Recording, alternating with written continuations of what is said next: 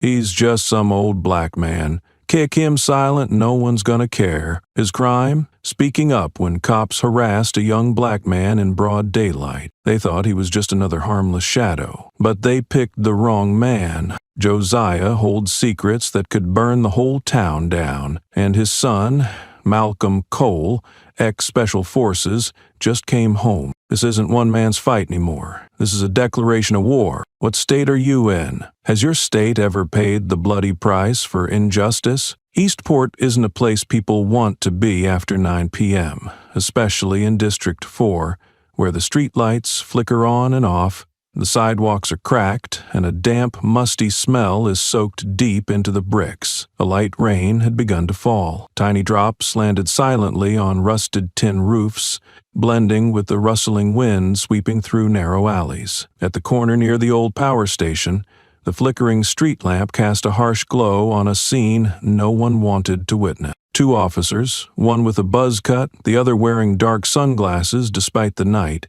had cornered a teenager against the wall. The boy was thin, dressed in a dark hoodie, and shaking violently. I was just passing through. My grandson lives at the end of the block." His voice cracked as one of the officers twisted his arm behind his back, rummaging through his pockets while gripping a baton tightly with his other hand. "You think I can't tell when someone's lying?" the buzz-cut officer growled. His partner, Jared Kane, smirked as he pulled a baton from his belt, tapping it softly against the damp concrete. "Walking like you own the place. You're hiding something for sure." Suddenly, footsteps echoed from the far end of the alley. Reverend Josiah Cole appeared, draped in an old coat, holding a wooden umbrella with a broken handle. He didn't yell or rush. He walked straight toward them, his voice deep but firm. "The boy hasn't done anything wrong. Do you have a warrant to search him?" Jared turned. He looked at the 73-year-old with a mix of surprise and contempt. "What's this? The kid's dad?"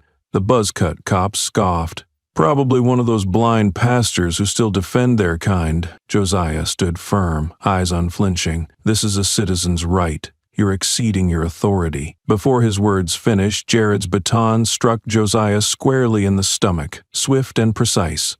Josiah buckled, coughing violently. His umbrella fell and rolled under the rain. The teen cried out. He didn't do anything, but before he could move, the other officer kicked him hard in the chest, slamming him back against the wall. Jared Kane stepped forward, watched Josiah try to rise, then, without warning, kicked him in the head like he was trash.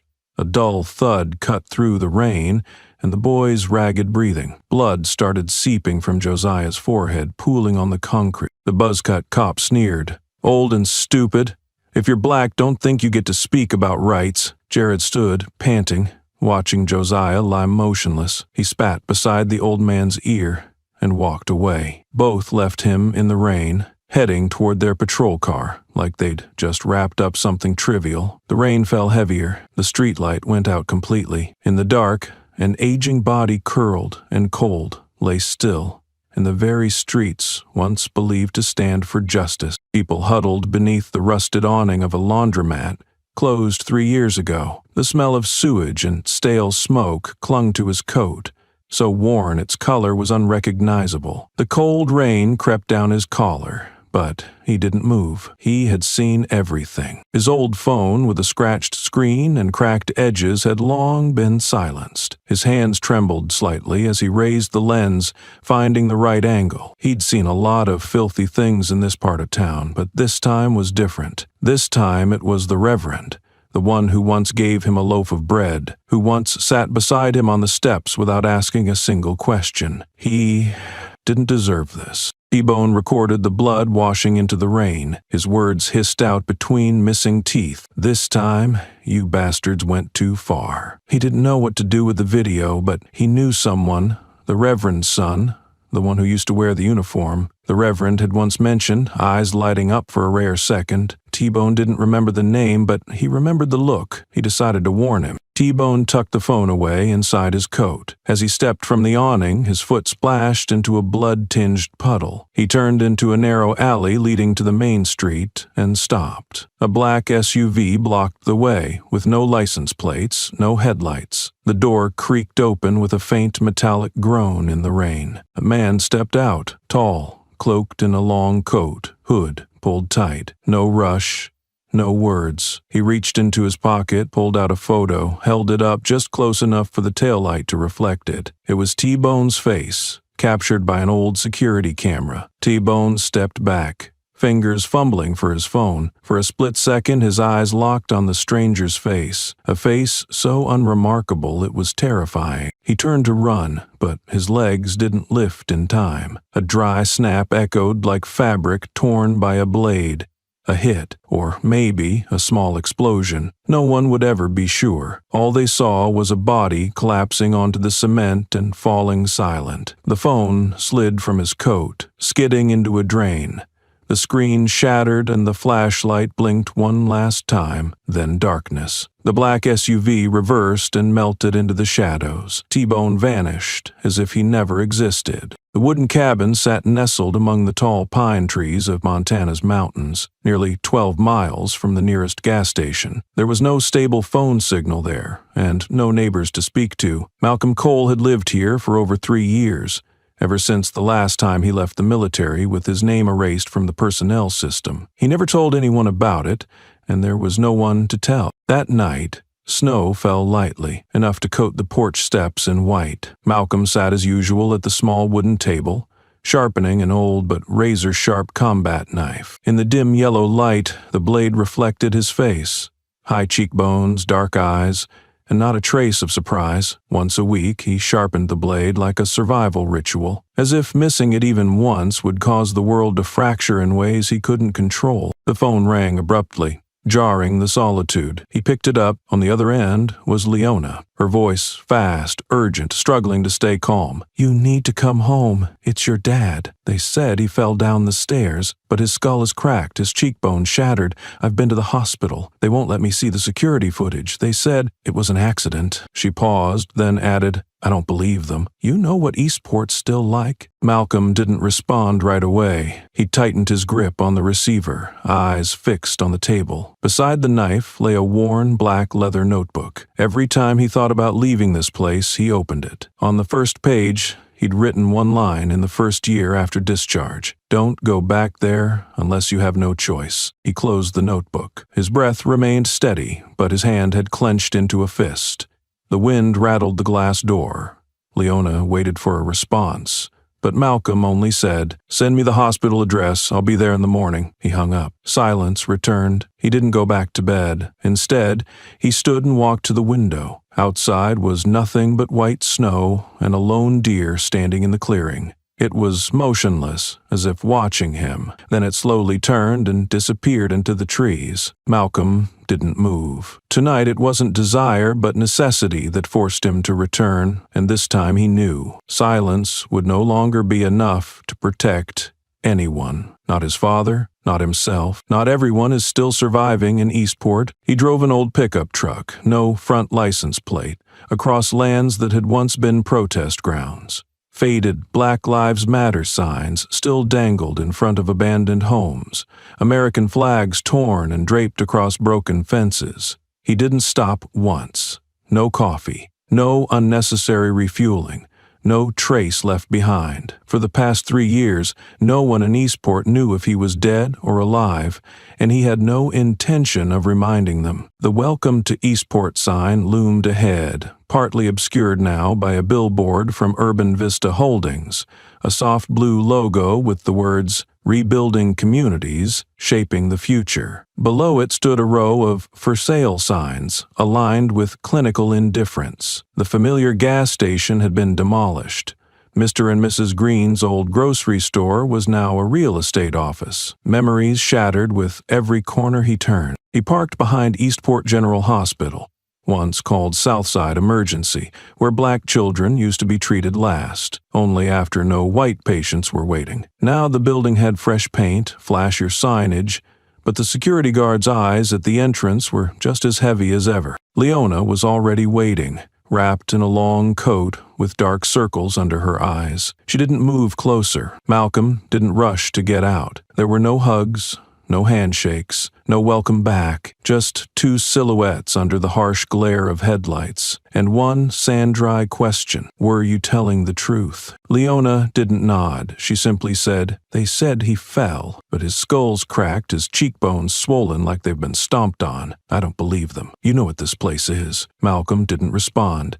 He stepped out, walked past her, and entered the hospital lobby. He wasn't here to ask questions. He came to see for himself what they were trying to hide. The ICU doors were shut, with only a frosted glass panel for family to peer through. Malcolm stood silently before it, hands at his sides. Inside, Josiah Cole lay motionless. His head was wrapped in white bandages, bruises extending to his jawline. A breathing tube ran into his mouth. His body was so thin, it seemed as if the blanket were lifted, you'd see each rib bone laid bare. Malcolm didn't knock, didn't speak, just stood still. But his eyes never left the man lying there. Though motionless and silent, Malcolm knew one thing for sure. His father was waiting for him, not to say goodbye, but to begin something they'd both avoided for far too long. The reception desk at Eastport General had been newly painted, fitted with faux granite counters and touchscreen panels flashing patient data, as if it were the most transparent place in town. But Malcolm knew better. Orderly surfaces had never meant cleanliness beneath. He and Leona had been standing at that desk for over 10 minutes, with no answers beyond one sentence repeated to the point of nausea. "We need to verify legal next of kin." Leona pulled out a legal guardianship certificate, stamped by the court, signed by their father. She had used this very document many times before when bringing Josiah in for hypertension treatment. But today, the nurse in the white coat and robotic smile said, "I need to double-check the system. The record might not have been updated." Her eyes never left the screen, as if there weren't living people waiting on the other side. "We'd like to review the ER footage from last night," Malcolm said. His voice wasn't raised, but it was clear. "What time was my father admitted? Who brought him? Was he with anyone?" The nurse answered without pause. "The entrance camera is currently under maintenance. I'm not sure we retained the footage. What about the medical report? I'm sorry, you'll need a formal written request from the attending physician." "Who was the attending physician?" She said nothing. Her fingers tapped lightly on the desk. "I'll check and get back to you." Malcolm clenched his jaw. His eyes scanned the area. A group of doctors passed through the technical corridor. He didn't look away. Amid the noise of rattling gurneys, a voice cut through, sharp enough to shred every excuse. "This case should have never been brought here." He turned. Behind the glass wall stood a man in a green coat, whispering to another in plain clothes, with a buzz cut and a police logo armband. Neither looked back. But Malcolm had seen enough to know things were being controlled. He stepped toward them, but Leona grabbed his arm. "Malcolm, don't. I still need access. I don't have clearance yet. If you cause a scene, the scene already happened," Malcolm replied, eyes locked on the two men. One had just slipped something into his coat pocket. The officer turned and walked away. No sirens, no papers, no protocol. They had no fear. Malcolm stepped back, pulled out his phone, and swiftly snapped a photo of the name tag, barely clinging to the man's coat. R.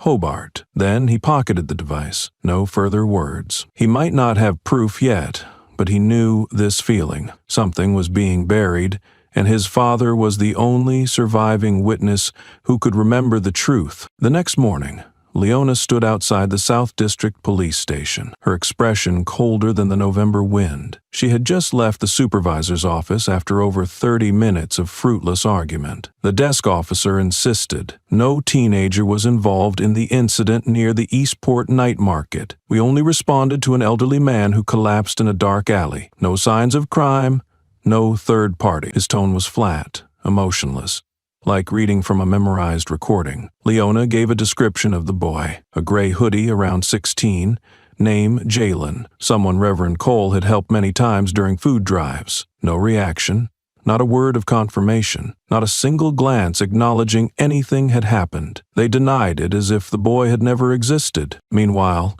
Malcolm arrived at the city's Central Police Headquarters, where district incident records were archived. He requested reports from the previous night. admitted patients, assault victims, and any 911 calls related to the incident. The staffer typed into the system, frowned, and said, "There's no record matching your request. No one named Josiah Cole was brought to the hospital by police that night." Malcolm looked him dead in the eyes. "You sure?" The man replied without blinking. "Yes. If he were, it would show up here." On the way back, Malcolm pulled over by a pharmacy, where Josiah used to pick up his monthly medication. He opened his father's leather notebook, turning the pages with dry, chilled fingers. In the middle was a line written in red ink. "The boy's name is Jalen. If I'm gone, find him before they do something worse." The pen had trembled, a dash at the start of the line, like it was written in haste, unsure of how much time was left. At that moment, Leona sat in the hospital waiting room, eyes fixed on the ICU door. A young nurse approached silently, never making direct eye contact. She adjusted the chart in her hands, then leaned in just enough to whisper without being heard by others. "That man didn't fall on his own. But you didn't hear that from me." Leona turned quickly. "You know what happened." But the nurse walked away, never looking back. There was no more room for doubt. This wasn't individual negligence. This was a coordinated silencing, from police to hospital, from reports to cameras, from a child erased from the system to a father discarded like trash. Malcolm closed the notebook, his gaze hardening to steel. The question was no longer what happened, it was how many knew and how many would stay silent to let it disappear, and he swore he would not let that happen again. Not while he was still here, not while that boy was still missing. Josiah's small house sat at the end of a sloped road, its moss-gray tiled roof and brick walls mottled with time. Malcolm hadn't returned to this place in nearly 4 years. Everything felt familiar to the point of strangeness. The old armchair tilted beside the fireplace, the crooked painting on the wall, the silent cassette player next to the bookshelf. He came to gather some clothes for his father, but more than that he needed something. Some clue or explanation, anything to quiet the restlessness that had been clawing at his chest for the past 3 days. The drawer beneath the altar cabinet was something Malcolm had never opened. Beneath a layer of fabric lay a small wooden box locked with a 3-digit combination. He tried his father's birth date, then his own. Not right. Finally, he dialed in 1967. The year his father first preached. The lock clicked open. Inside was an old black leather notebook, spine frayed, corners curled, ink smeared. The pages were hand-numbered, no title, no start date. Malcolm sat down and turned the first page. A list appeared, names written in blue ink followed by addresses, then move-out dates, and a final column noting reasons. Accident, lost legal capacity, voluntarily relocated. No ownership documents. The list stretched nearly 10 pages. Every line in his father's familiar, neat handwriting, the kind Josiah used for sermon notes, but now it resembled a disguised eviction log more than a minister's journal. What chilled Malcolm was a line in red ink, in capital letters, placed above every name: "Do not return." Each case was marked as if it were a fate already sealed. Some entries were crossed out in red, with notes reading, "Deceased, pending coroner's report." No conclusion followed. No one came back. No one reclaimed their land. Malcolm paused at a page labeled Regina Ellis, 12 4th South Street, missing after leaving care facility under police request. He remembered Mrs. Regina, a silver-haired woman who used to hand out cookies at church, once saying she wanted to die at home, not in that bleach-smelling place. Where was she now? He closed the notebook, pressed it to his forehead, eyes shut. His breath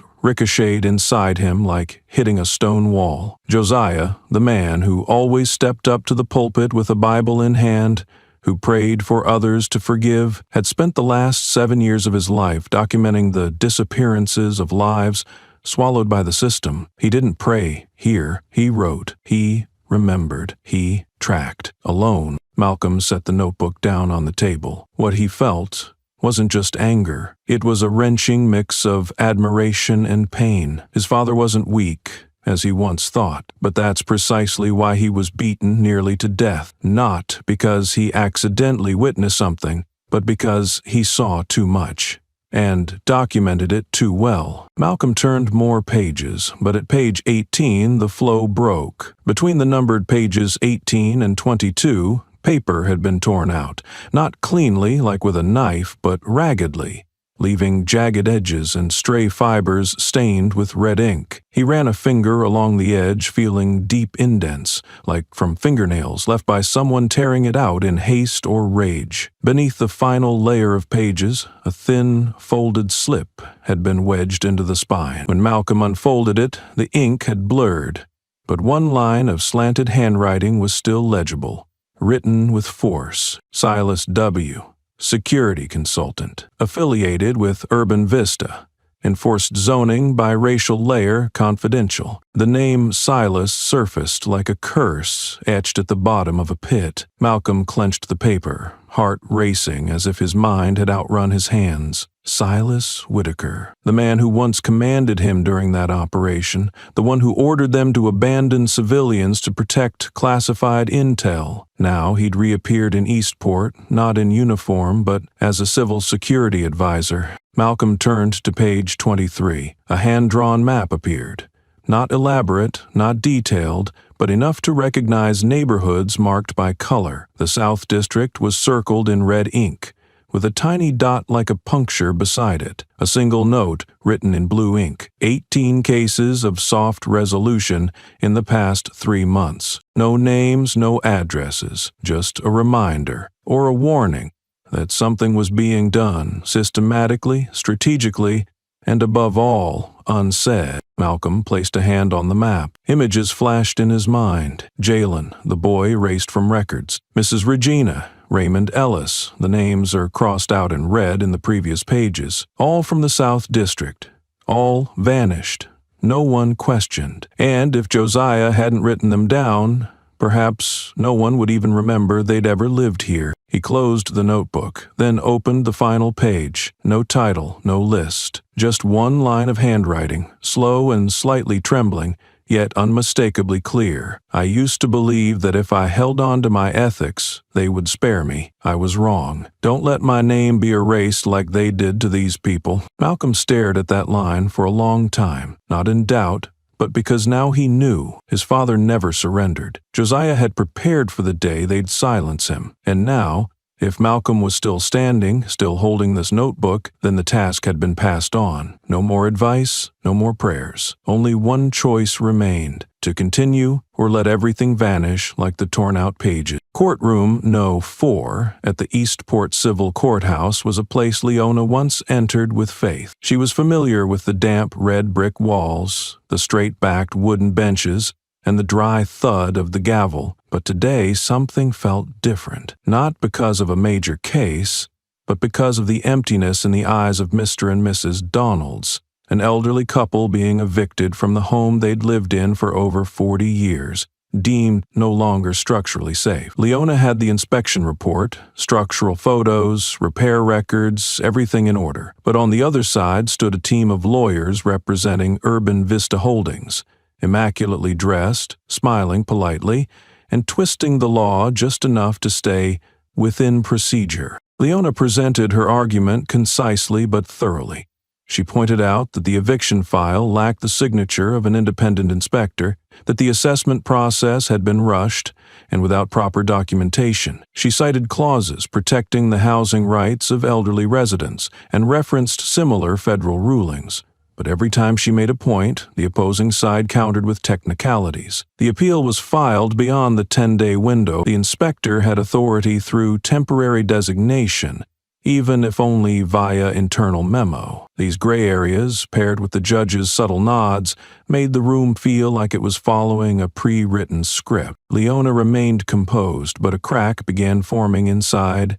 She wasn't unfamiliar with defeat, but this time the facts were so plainly in her favor that even a first-year law student could see it. She glanced at Mrs. Donalds, whose aged hands clutched each other tightly, as if holding on to the last memories of their home. Mr. Donald stared at the tile floor, unblinking. No anger, no tears, only a cold, unspoken resignation. The judge, a former legal advisor for the South District, took less than 5 minutes to bring down the gavel. The petition is denied, court costs to be paid by the plaintiff. His tone was even, neither harsh nor soft, like reading off a menu. One knock, then he stood up and left without looking at anyone. The Donalds rose slowly. They said nothing to Leona. No blame, no questions. They walked past her as if used to being unprotected. Leona followed behind, eyes fixed on the faded "Justice for All" plaque at the end of the hallway. Its letters had dulled, its wooden frame worn down like the trust of the people she once defended. She didn't break, but for the first time in 11 years of practice, Leona Cole left the courthouse unsure of who she still was, a lawyer, or just a helpless witness to a system she once believed could be reformed. After the hearing, Leona didn't return to the office. She drove straight to the old park, where her father used to hold community Bible readings for the homeless. Now the grass was fenced off for landscape renovation. A billboard from Urban Vista towered in front. Luxury apartment complex, groundbreaking Q4. That's when it hit her. This wasn't random, as she once believed. Sitting in her car, she opened her laptop and revisited the records of 10 housing eviction cases she'd handled over the past 3 years. At the time, they looked like isolated losses caused by paperwork errors, technicalities, and delays. But when she began cross-referencing those addresses with city redevelopment plans released earlier that year, a pattern emerged. 7 of the 10 demolished neighborhoods were already part of new urban renewal zones, funded by Urban Vista Holding, and the remaining 3, pending rezoning.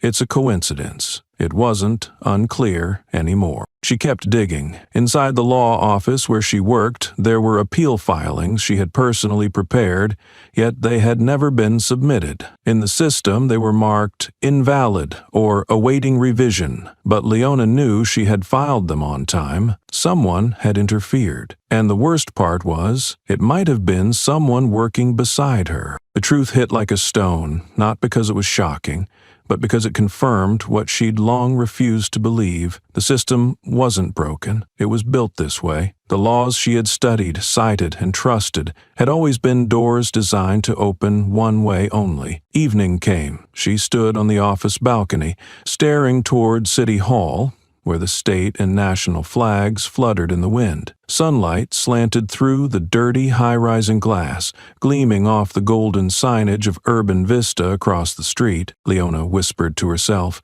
too low for anyone to hear. I wanted to believe the law was a tool for justice, but maybe I was wrong from the start. Some machines aren't meant to be fixed. They need to be torn down. And from that moment on, she was no longer just a lawyer filing cases for others. She began thinking about mapping out the entire network her father once dared to expose. No more isolated efforts.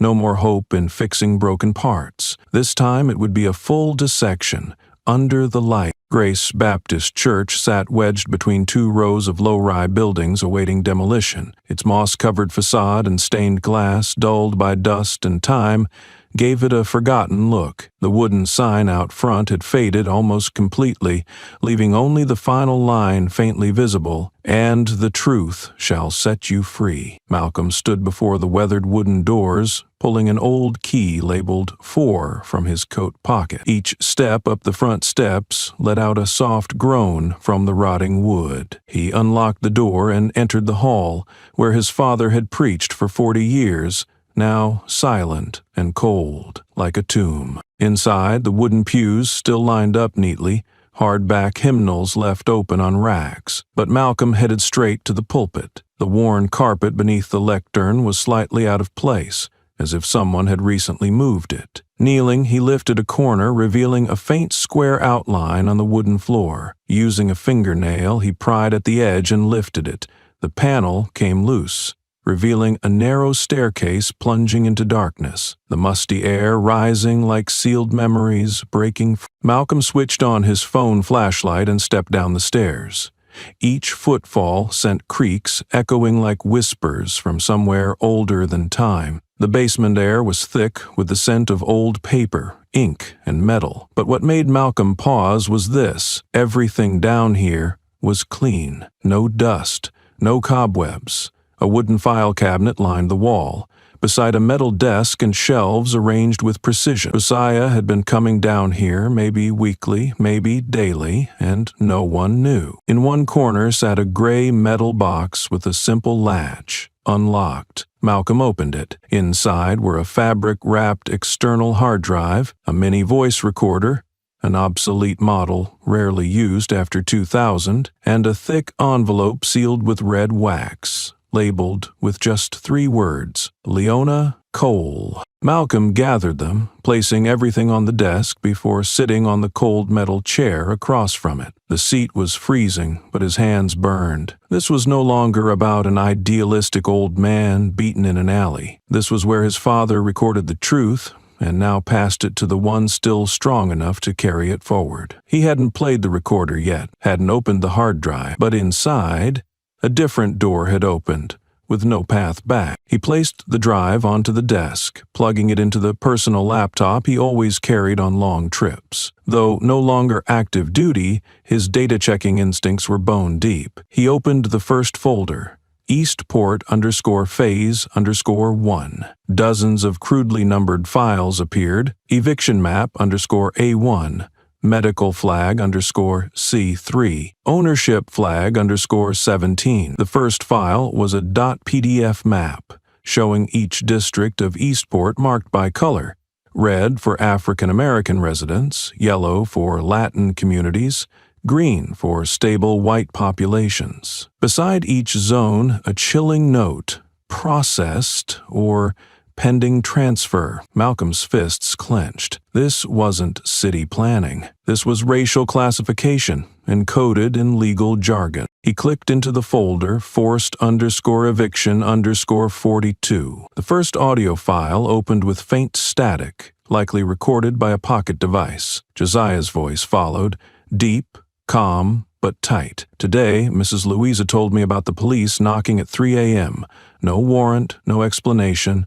Her husband was taken for a psychiatric evaluation. A pause, then Josiah's voice dropped. 3 weeks later, she received a letter, seizing the home for insufficient permanent residence. The third recording left Malcolm frozen. Another man's voice, familiar, each word laced with anger and fear. "I don't know where you got those maps, Reverend, but if you keep going, it won't stop at threats." Josiah said nothing. Only his steady breath was heard before the tape clicked off. Malcolm closed his eyes, digging through memory. That voice, it was Silas Whitaker, the former officer he once served under in Syria, the one who ordered civilians left behind during a cleansing op. And now he was back as an advisor for Urban Vista, directly linked to the forced displacement maps in Josiah's possession. He opened the final file, labeled voice_JC_final GAV. The sound came through, no background, no cuts,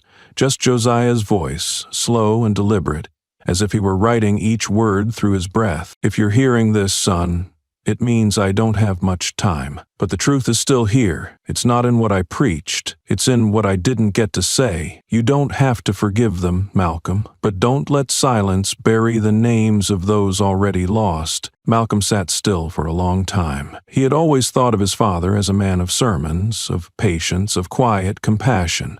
But here was a man who had stood in the center of a war, unarmed, unshielded, armed only with faith, that truth once recorded could never be killed. And now it rested in his son's hands. There was no turning back. No one else was left. Only Malcolm Cole, the son who returned to finish the truth his father began in blood. The cafe sat by the Eastport River, once a hangout spot for the town's youth, now quiet, filled only with the soft trickle of water beneath the dock and old jazz playing from a speaker above the counter. Malcolm sat in a hidden corner with a clear view of the entrance. He arrived 10 minutes early. Aaron showed up on time, wearing a cap and a simple blue shirt, looking no different from any ordinary man in town. But his eyes had changed. Not the same ones that once laughed wide-eye when they skipped school to climb the water tower, but the eyes of someone who knew he was holding something he shouldn't. There were no hugs, no handshakes, just a slight nod before Aaron sat down, not ordering anything. "I owe your father," he said plainly, eyes avoiding Malcolm's. "In 2007, I almost lost my house because my mom mishandled the deed. He helped me keep it. No conditions, no debts. It's time I return the favor." Malcolm gave a slight nod. Aaron reached into his coat pocket and pulled out a small, unmarked black USB drive, placing it on the table and covering it with his palm. "This is the Phase 3 internal zoning map, not released. No one outside the technical team has seen it, but you need to." Malcolm took the USB and tucked it into his inner pocket. "What's in it?" Aaron looked around and whispered, "Residential redistribution. They phrase it in policy terms, but the core idea is to displace the black community from central districts. They use income indexes, healthcare ratings, simulated crime rates. Then they designate redevelopment zones. Every block, every street." He paused, swallowed hard. "And Urban Vista has priority rights for property bids after forced evictions?" Malcolm's jaw tightened. "Who's behind it?" Aaron shook his head. "I don't know everything. I'm just a local technician. But I saw strange emails. Directives signed by security advisor. And I saw the zoning codes match the files you sent me last week. It lines up." A long silence followed, broken only by the clink of a spoon at the coffee bar. Aaron lowered his voice. "I shouldn't be holding this. I shouldn't even be talking to you. But if I don't do something, there'll be nothing left for my son. Where will he grow up? In a town where a signature can erase an entire family from the map?" Malcolm nodded silently, then stood and placed a hand on his friend's shoulder. "Wipe everything. Cut contact. Get out of the internal network. Now." Aaron remained seated, eyes on the muddy river beyond the window. After a moment, he gave a faint laugh and said softly, "Too late. Maybe they already know. Or maybe they've always known. But at least I did what's right." Malcolm turned and walked away, heavy-hearted. He didn't look back. He didn't need to. Deep inside, he knew. This meeting was the last, and the USB in his pocket, it wasn't just data. It was living evidence, and a farewell encrypted by friendship. The news flashed across Leona's phone screen as she made coffee in the kitchen. Malcolm was in the living room reviewing the zoning map from the USB Aaron had given him. Leona read aloud, her voice strained with tension. "Eastport News. Fire destroys residents in Forest Hill. 1 fatality. Initial cause electrical short." Malcolm looked up, his expression darkening as she spoke the address. 1447, Aaron Delmore's home. They drove straight to the house just 15 minutes away, but when they arrived, the entire block had been cordoned off with yellow tape. Local police were scattered around, none allowing them near. Aaron's home was now just a blackened frame of iron. The roof collapsed onto cracked tile.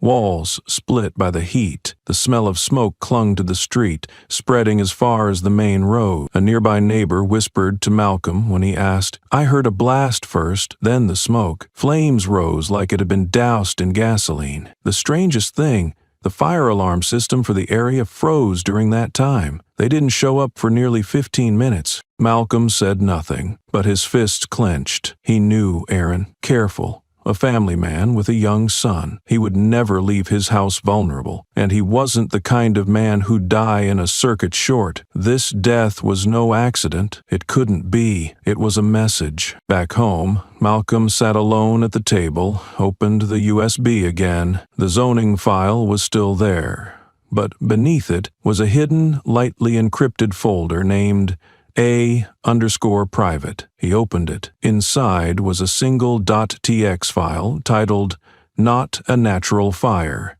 If I die, don't trust the report." The file opened simply, just a few lines hastily typed but clear. "Mal, I knew the day would come when they'd figure out what I did. Even if I wipe the logs, I'm sure there's something they could trace. If I die, don't let my son think his father was careless. And don't believe any report filed by the police. They're not independent, they're part of the system. You know that. And if you're reading this, it means I trusted you more than I trusted my own safety." Malcolm didn't stare at the screen. He closed the laptop and stood up, not from grief, but because the fire inside him had been lit. Aaron was the first to put a real piece of the map in his hands, and now the first to die because of it. This was no longer an investigation. This was the price of truth, and Malcolm understood. Every step from here would not be that of a former operative. It would be the steps of a man about to shatter the order that others had bought and sold. Leona placed a stack of documents on the table, her eyes heavy with concern. "This is an internal report from Urban Vista's executive board. I had to ask an old contact in the planning office to extract it from the original system." Malcolm sat across from her and flipped open the first page. The name hit him like a punch to the chest. Silas Whitaker. Title: Strategic Advisor, Resident Risk Analysis. Next to it was a portrait. Silver gray hair, dark suit, a thin smile like thread, and eyes colder than anything Malcolm had seen on the battlefield. Malcolm dropped the file, leaned back in his chair, and stared at the ceiling as if he needed all the air up there to keep himself from screaming. "He works for Urban Vista," he muttered, voice catching like he was trying to swallow something he'd been avoiding for years. The memories rushed in. Fast, brutal, like a flood. Operation Saffron, outskirts of Syria, 2016. Citywide blackout for 3 days, broadcasts of fake disease warnings and mandatory evacuations. Over 1,000 civilians abandoned their homes, leaving the area empty, exactly as the Allied recapture plan required. But on the second night, an order was given to detonate the backup fuel depot. Fire spread to a refugee camp that hadn't been evacuated in time. 12 dead, mostly women and children. Malcolm had spoken up at the next morning's briefing. He told the entire unit it was strategic murder, that no security was worth building on the bodies of innocents. But Silas said nothing, then pulled out a pre-signed report from higher command. He said, "Emotion doesn't win wars, Cole. If you can't handle the necessity of sacrifice, you shouldn't be here." A week later, Malcolm was transferred, then forced out of the service under psychological instant. Silas, meanwhile, was promoted, decorated, and reassigned to civil strategy development. And now the man was sitting in an advisory chair at the company, behind a string of land seizures, resident removals, and the systematic erasure of communities of color, using legal language, urban planning, and public development jargon.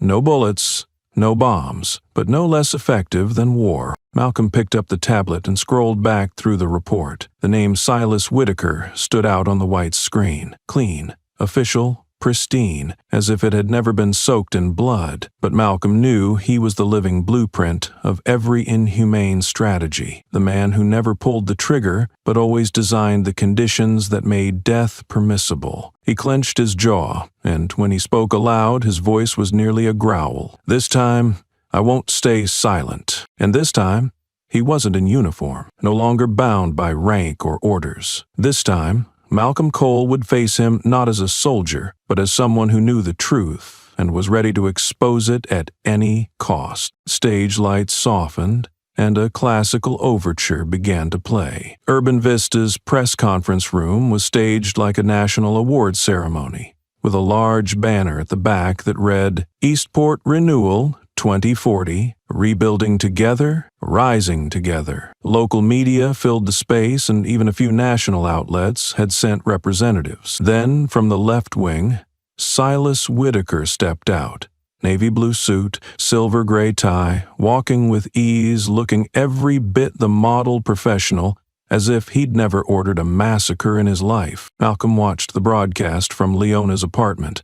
Laptop open on the table, audio sharp. Silas spoke with surgically crafted cadence. "We're not just rebuilding infrastructure, we're rebuilding hope through data-driven zoning, predictive security, and multi-layer, multi-ethnic community integration." He smiled just enough for the cameras to catch his composure. But to Malcolm, every word, every pause, every subtle tilt of the head was identical to those tactical briefings before dropping psychological strikes on Middle Eastern town. Malcolm's hand tightened into a fist as Silas looked straight into the lens, voice dropping. "We're applying strategy D14 to ensure long-term stability." D14, a code name. No one outside the Saffron task force had ever used it. It referred to the tactic of clearing out residents to convert a zone. It appeared in no public document. That wasn't a slip.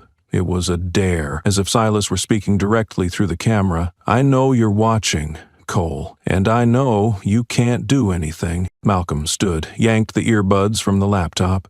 The screen still showed Silas shaking hands with the mayor, wearing a flawless smile. Leona stepped in from the kitchen, just as Malcolm threw his notebook onto the table. "Something wrong?"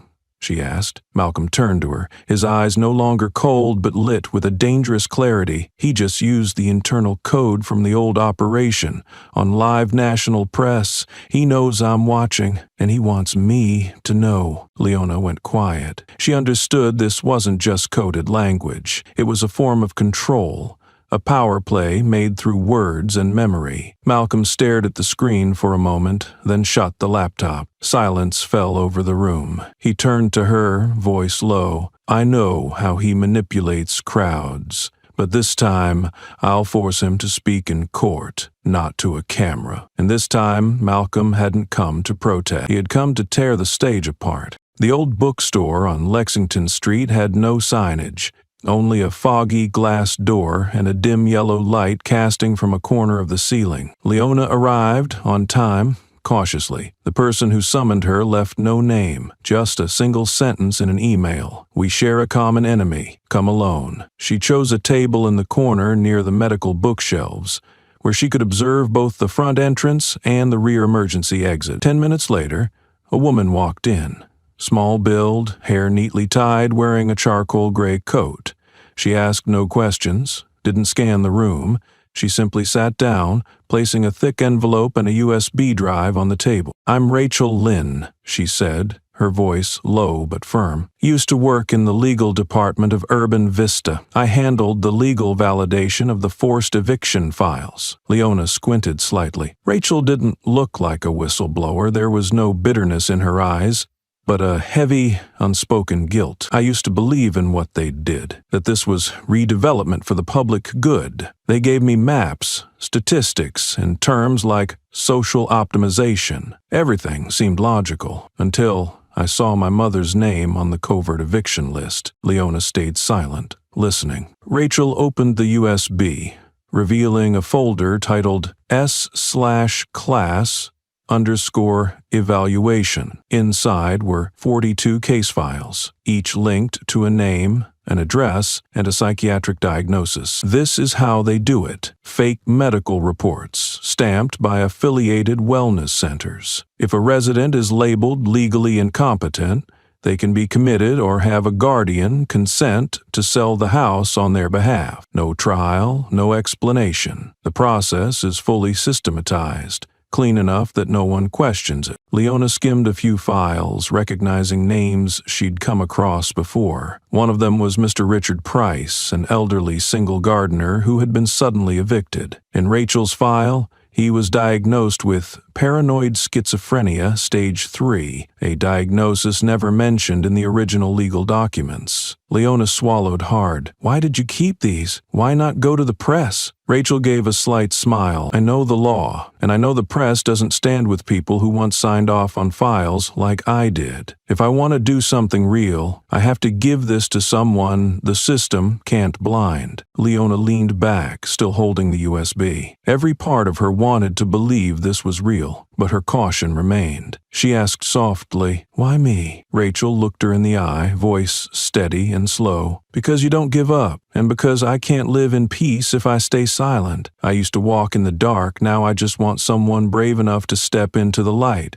carrying what I can't anymore." And with that, Rachel stood and walked out of the bookstore as if she had never been there. But Leona knew the information she held wasn't just data. It was living proof of a systemic crime, and of someone who dared to turn back and expose the very system that once fed her. Leona sat in front of her laptop until nearly 3 a.m.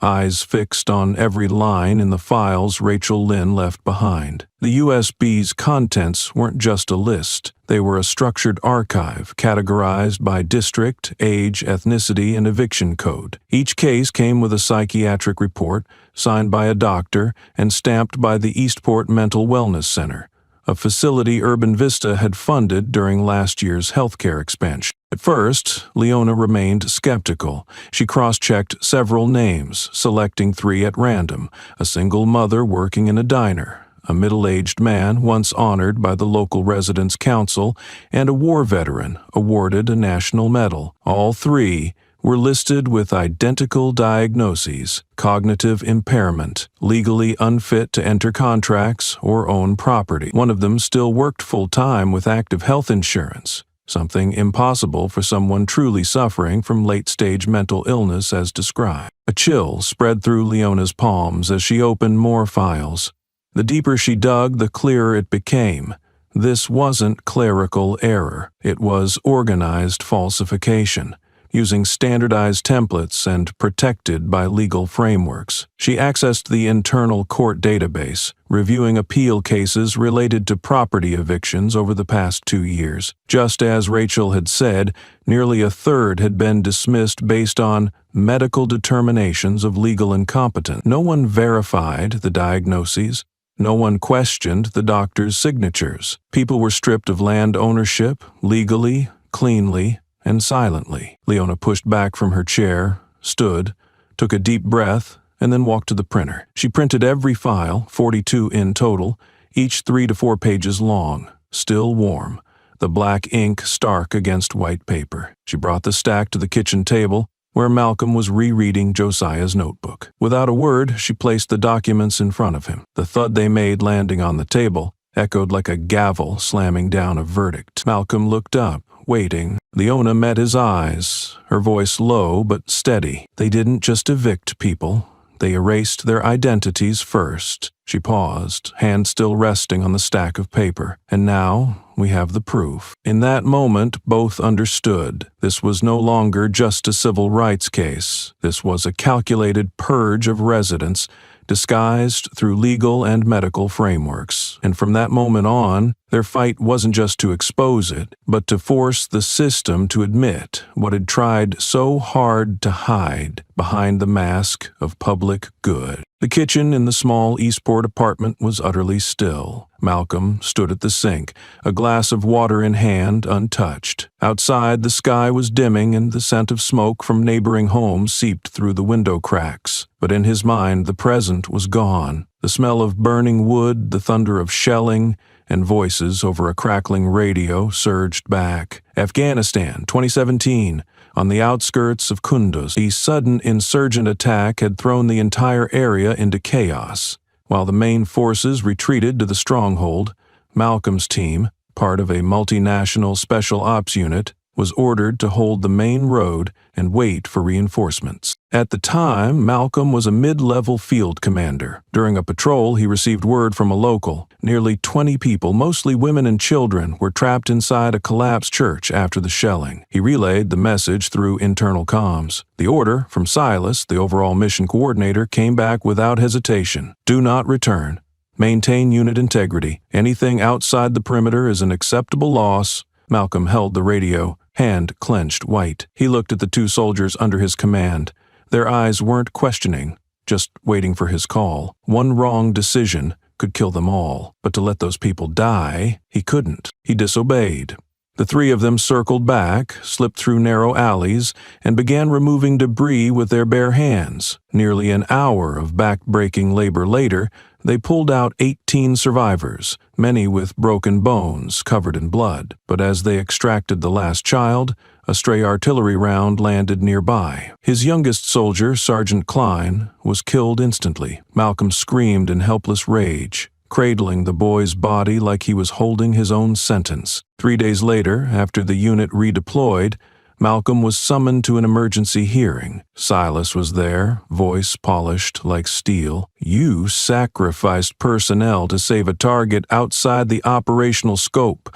You placed emotion above systemic survival. Malcolm was immediately stripped of command. A month later, he received an official discharge for unstable command behavior in strategic conditions. No one mentioned the 18 civilians saved. No one asked how Silas had known there'd be no reinforcements for the church. Now, standing in that Eastport kitchen, Malcolm could no longer hear the shelling, but he saw again the eyes of the last boy he carried out, round, terrified, and desperately grateful. That same gaze reappeared now in the video of Jalen, the boy Josiah tried to protect, being dragged across the ground, blood leaking from his temple. No gunfire, but the same decision. Stay silent and watch people die, or walk into the fire and accept the cost. Malcolm set the glass down. He didn't drink, didn't need to. Memories don't sleep because they never truly ended. And this time, he wore no uniform, bore no radio on his shoulder, but he still had a choice. And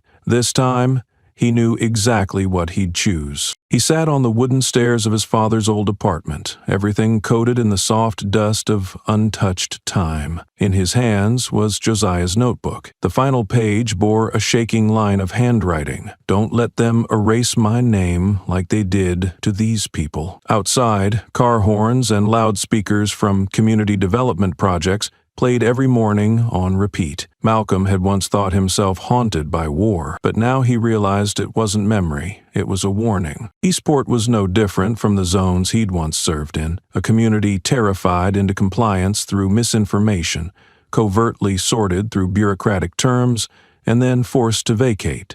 No one asked, no one explained, no one returned. Death here didn't come with noise. It arrived in the form of eviction letters.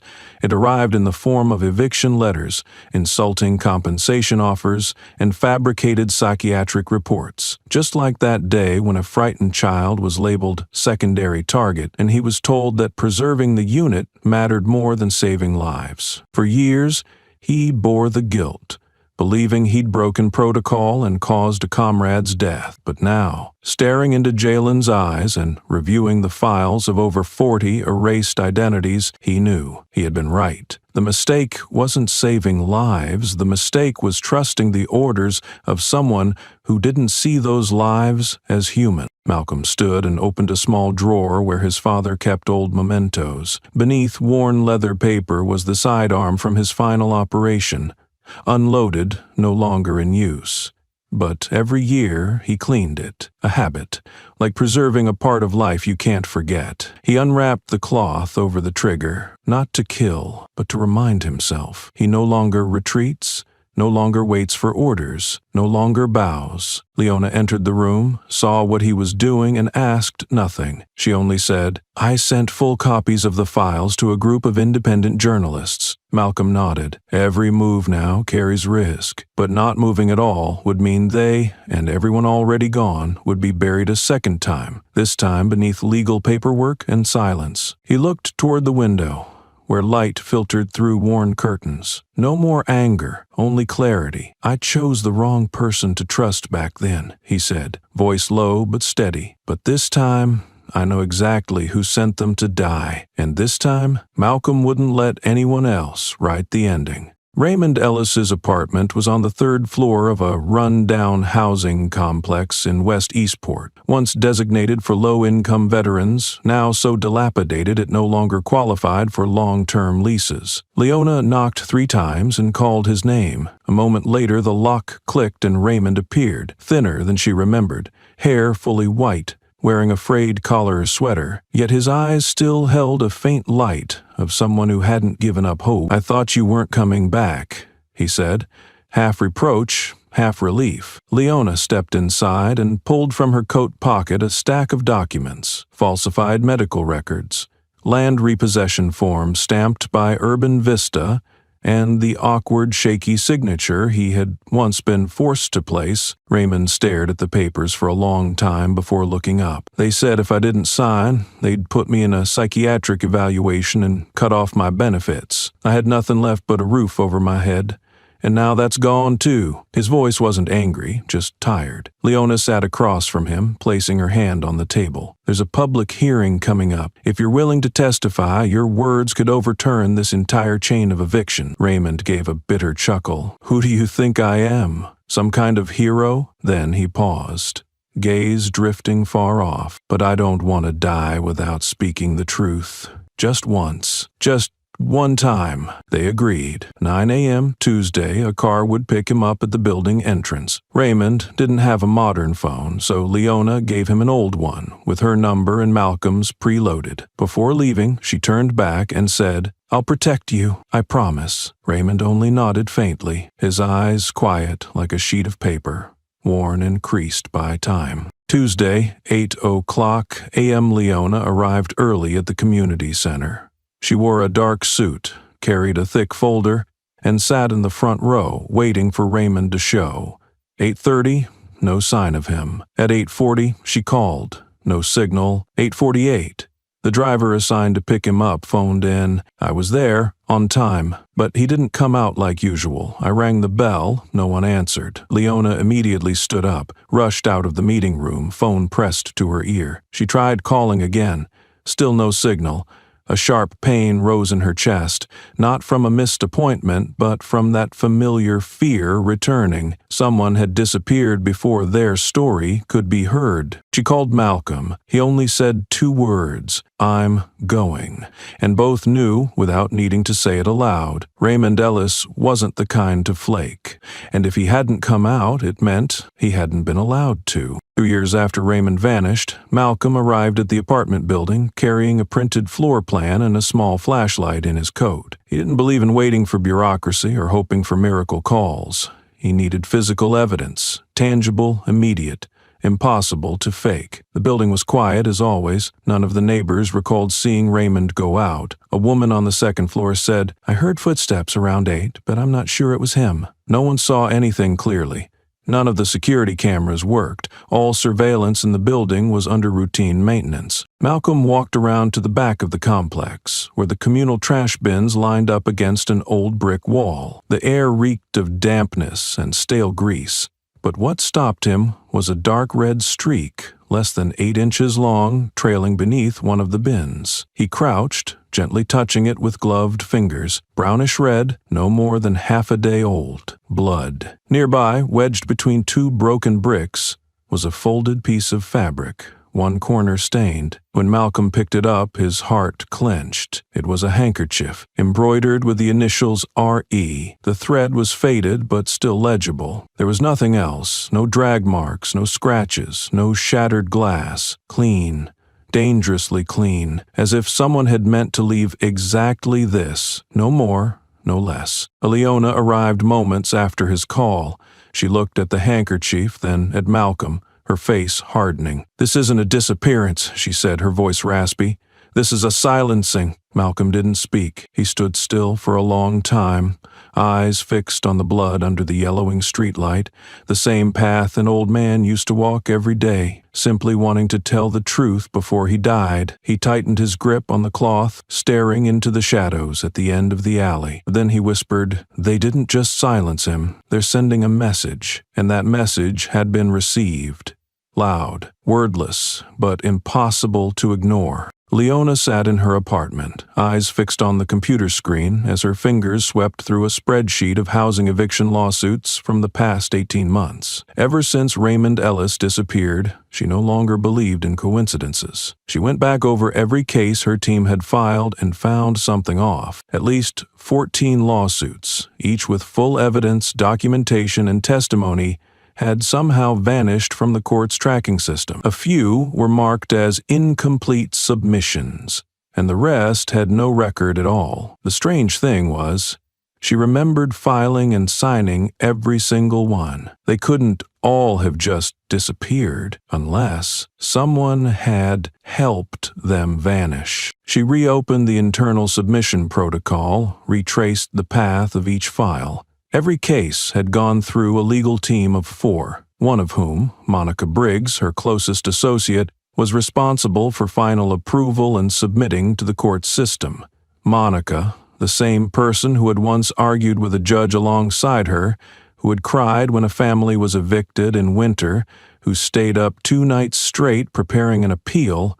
Leona couldn't believe what she was thinking. But the pattern was too perfect, too clean, and too much like the silencing tactics she'd seen from Urban Vista. That night, Leona didn't sleep. The next morning, she waited until Monica left the office early, claiming she had a client meeting, then quietly returned using a backup key to enter her office. Monica's computer wasn't fully locked, just a basic password, one Leona knew since they often shared access to print urgent files. She opened the court_submissions folder and found only recent cases. But when she checked the trash bin, she found a compressed archive deleted 2 weeks ago. She restored it. Inside was a list of fully prepared case files, each with a note. Remove from system. Confirmed URV 12/3. Send copy to red link inbox. No physical print. Leona opened the internal email app. In a subfolder labeled personal_sync, she found a string of encrypted emails, all sent to addresses ending in @redlinkuse, a domain linked to a shell media company that Malcolm had warned her had underground ties to Urban Vista. Each email had vague subject lines like Batch 47 or Revision S, but the attachments listed familiar names. The single mother evicted over land deed discrepancies, the disabled veteran who couldn't fight back, and Raymond Ellis, his name too, appeared in a file marked Processed. Leona felt her hands go cold. Monica hadn't just hidden files, she had helped the system erase the very people Leona fought to protect. Quietly, seamlessly, without a word. She didn't need to delete the evidence. She just had to never submit it. And with that, an entire life, an entire family, would never appear in court at all. Leona backed up all the data onto an external hard drive. She shut the computer down, left the office, and closed the door softly, leaving no trace. But inside, a quake was forming. A friend, a colleague, someone she trusted most, was the critical link in an operation that turned justice into a hollow performance. She didn't know how she'd face Monica, but she knew one thing for sure. The coming fight wouldn't just be for the victims. It would be for the betrayal that shattered the ideals inside her. The cafe on the Southwood corner was unchanged.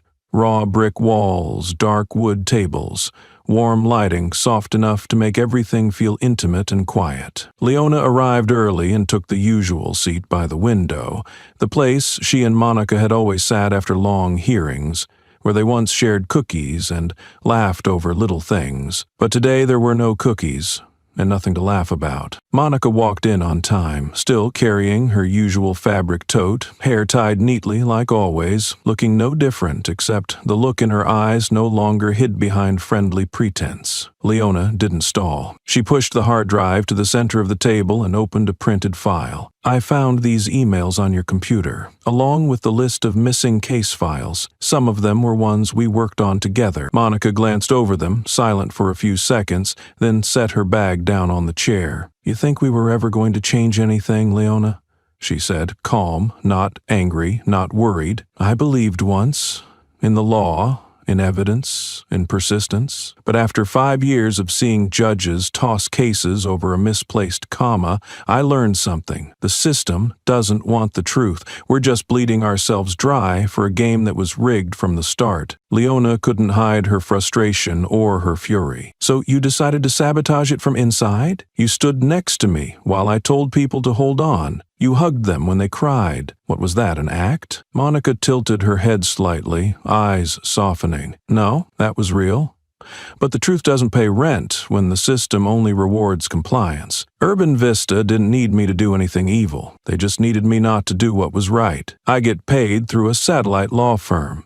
You know who else gets a piece of the pie? Judge Morrison, the one you've been sending filings to for the past 3 years. Leona felt like she'd been drenched in ice. Morrison, the man who always preached about social order and upholding public integrity, was once honored for his role in defending local justice. Now revealed as another cog greased by cash. Monica stood up, adjusted her bag, and no longer made eye contact. Just before walking away, she paused, then spoke softly. "If you're going to go public, do it fast, because once they know you know, there won't be time left to put yourself back together." Leona stayed seated, her hand still resting on the file. She looked out the window. Sunlight slid across the glass, scattering into sharp streaks on the wooden table. In that moment, she understood more clearly than ever. This wasn't a lawsuit. It was a front line between two worlds, one that speaks out to truly exist, and one that stays silent to survive on the terms of the powerful. And she, no matter how shaken, knew one thing: she couldn't turn back. Malcolm entered Eastport Medical Center with a calm demeanor, but inside him surged a quiet storm of doubt and fury. He didn't believe the transfer-completed report the hospital had sent to Leona 3 days ago. It was too clean, too neat, and most importantly, no receiving center had any record of admission. Josiah Cole wasn't someone who could be moved without leaving a trace. Malcolm had been a special operative. He knew when the system wants someone to disappear legally, they vanish in a way no one can question. He headed straight for the information desk, requesting to speak with an administrative representative. A woman in a white coat replied smoothly, "Mr. Cole's file has been transferred to the state rehabilitation facility. We have no further details." Malcolm said nothing, offered a polite smile, and turned away. But he didn't leave. He circled around to the side hallway where medical staff took their breaks. The glass panels reflected silhouettes, and the flickering fluorescent lights gave the place a cold, weary feel. Just as he was about to pull back, a soft voice spoke behind him. "He's still here, but not under that name." Malcolm turned. It was a young nurse, slim, hair tied up neatly, deep eyes behind thick glasses. She didn't wait for him to ask. "My name is Maya Grant. I used to manage prescriptions in the recovery ward. I was on shift that night. I saw them move him through the service corridor. No doctors, no paperwork, no authorized oversight." Malcolm narrowed his eyes, halfway between doubt and cautious relief. "So, where is he now?" Maya glanced around. Footsteps echoed behind them. "I can't stand here long. Cameras are everywhere." She pulled a medical handkerchief from her pocket, bent her head as if cleaning her glasses, and quickly scribbled something with a faint marker. Rolling it up, she passed by Malcolm and slipped it into his hand like a routine exchange. Wing C3, not on the official maps, only accessible from the basement. Shift change is when no one notices. And don't let anyone see you. Without waiting for a reply, she disappeared through the emergency door, merging with the shift-changing medical staff. Malcolm exited quickly, not unfolding the note until he was inside his car. He opened the handkerchief, scrawled in deep black ink, slanted slightly, "Back entrance near storage room. Wing C3, 10:30 p.m. is the camera's blind spot. You have 10 minutes." Below was a simple mark, a crossed-out M.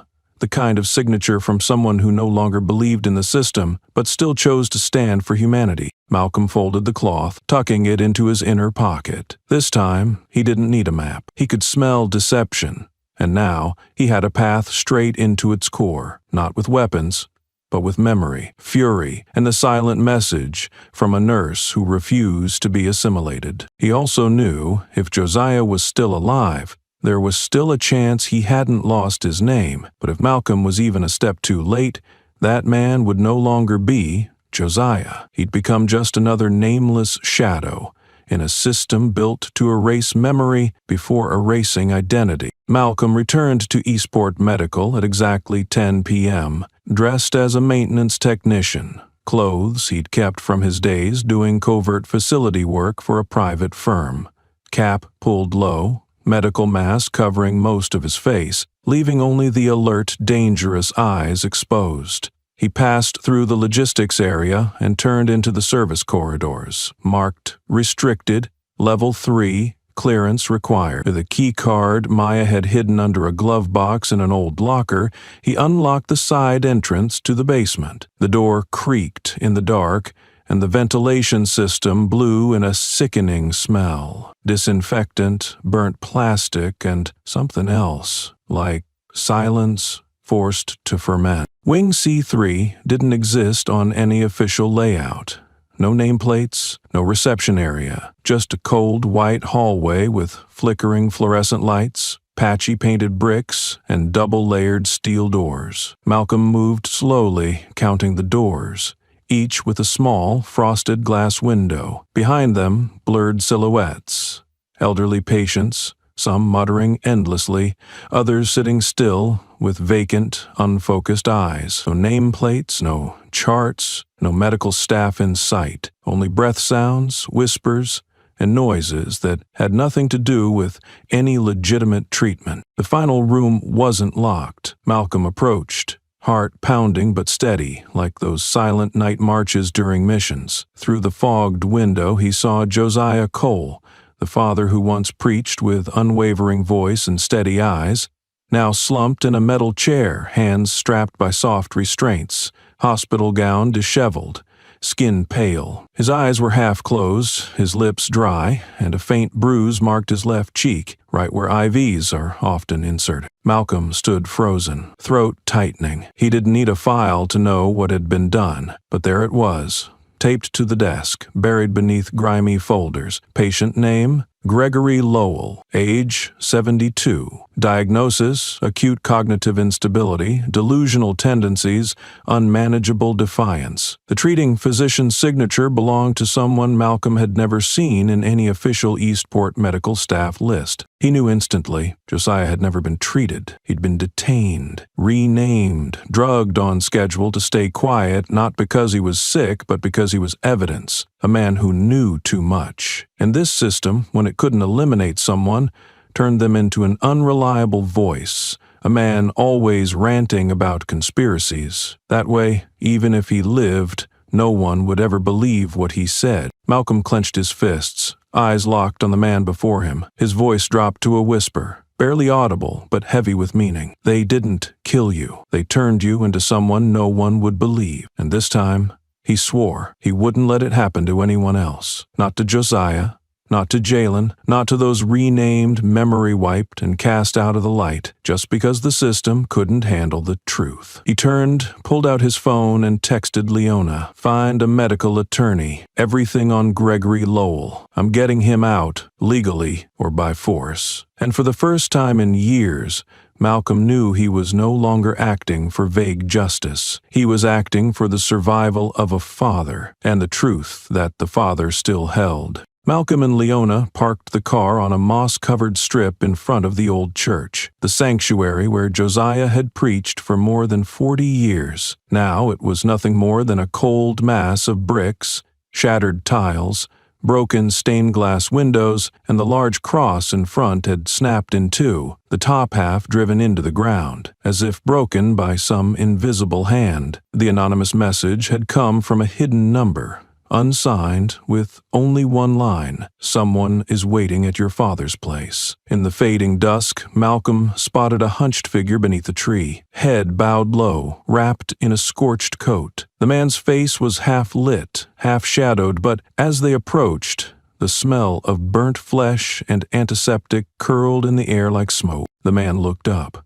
One side of his face was blistered, his hair singed and his hands hastily bandaged with torn cloth. But the eyes, those eyes were unmistakable. Malcolm stepped back. "T-Bone?" The man gave a small nod. His voice rasped, faint as wind through a broken window. "They thought I was dead, didn't they?" Leona knelt beside him, hands clutching her bag strap. "You? How did you survive?" T-Bone let out a dry laugh. "I recorded everything. Them beating Mr. Josiah. Kane with the baton, the other one kicking his head. I hid the camera, but someone saw. That night, as I was leaving the shelter, a car pulled up. They didn't ask anything, just dragged me in, threw me into a warehouse, then lit the place up." Malcolm clenched his fist.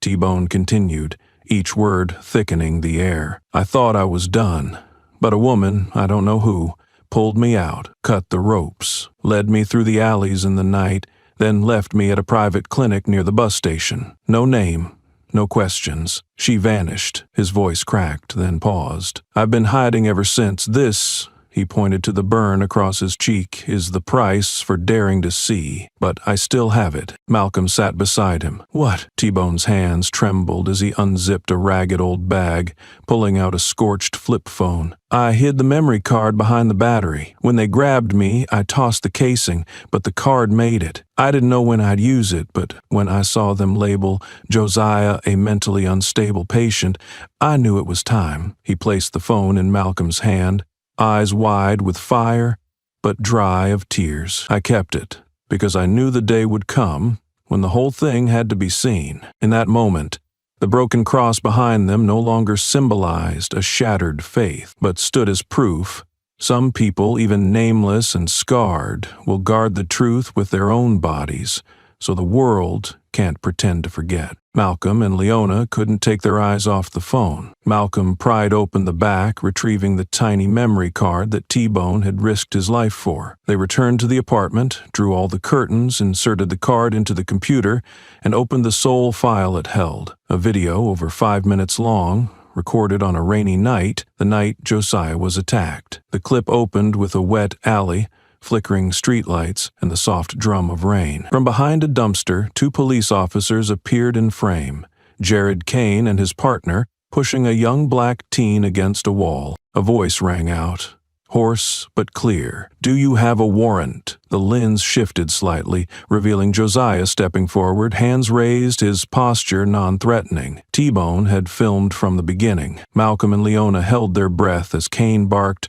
"Restricted zone! Back off, old man." But Josiah didn't. He said, "He's a minor. I'm the community guardian here." Without warning, Kane swung his baton into Josiah's stomach. He doubled over, fell, and before he could speak again, the second officer stepped in and kicked him hard in the head. The frail body collapsed. The worst part wasn't the blow, it was the laughter afterward. "Still thinks he's got rights," one voice sneered. "Think your skin saves you from pain?" The camera shook violently, breath rapid and then cut off. That was when T-Bone had been discovered. But every second before that was intact, uncut, unedited. This was the missing segment from the widely circulated video, the version where Josiah was already unconscious and the violence had mysteriously lost signal. Leona turned to Malcolm, her eyes red, but she said nothing. She didn't have to. She knew this was living proof, not just of criminal assault, but of a system that edits truth, curates brutality, and frames victims as mentally unstable. She took a deep breath and whispered, "If this goes public, no one can deny it. Not the media, not the police, not even Morrison." Malcolm nodded, eyes fixed on the screen. He rewound it frame by frame.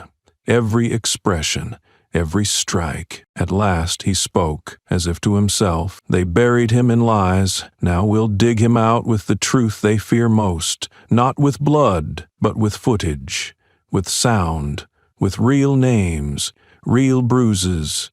And the last words Josiah spoke, this time they would return, uncut, undistorted, and the truth would no longer die in the dark. The message arrived at exactly 3:17 a.m. There was no sender name, just one short line. "Want the truth? Alone. No cameras.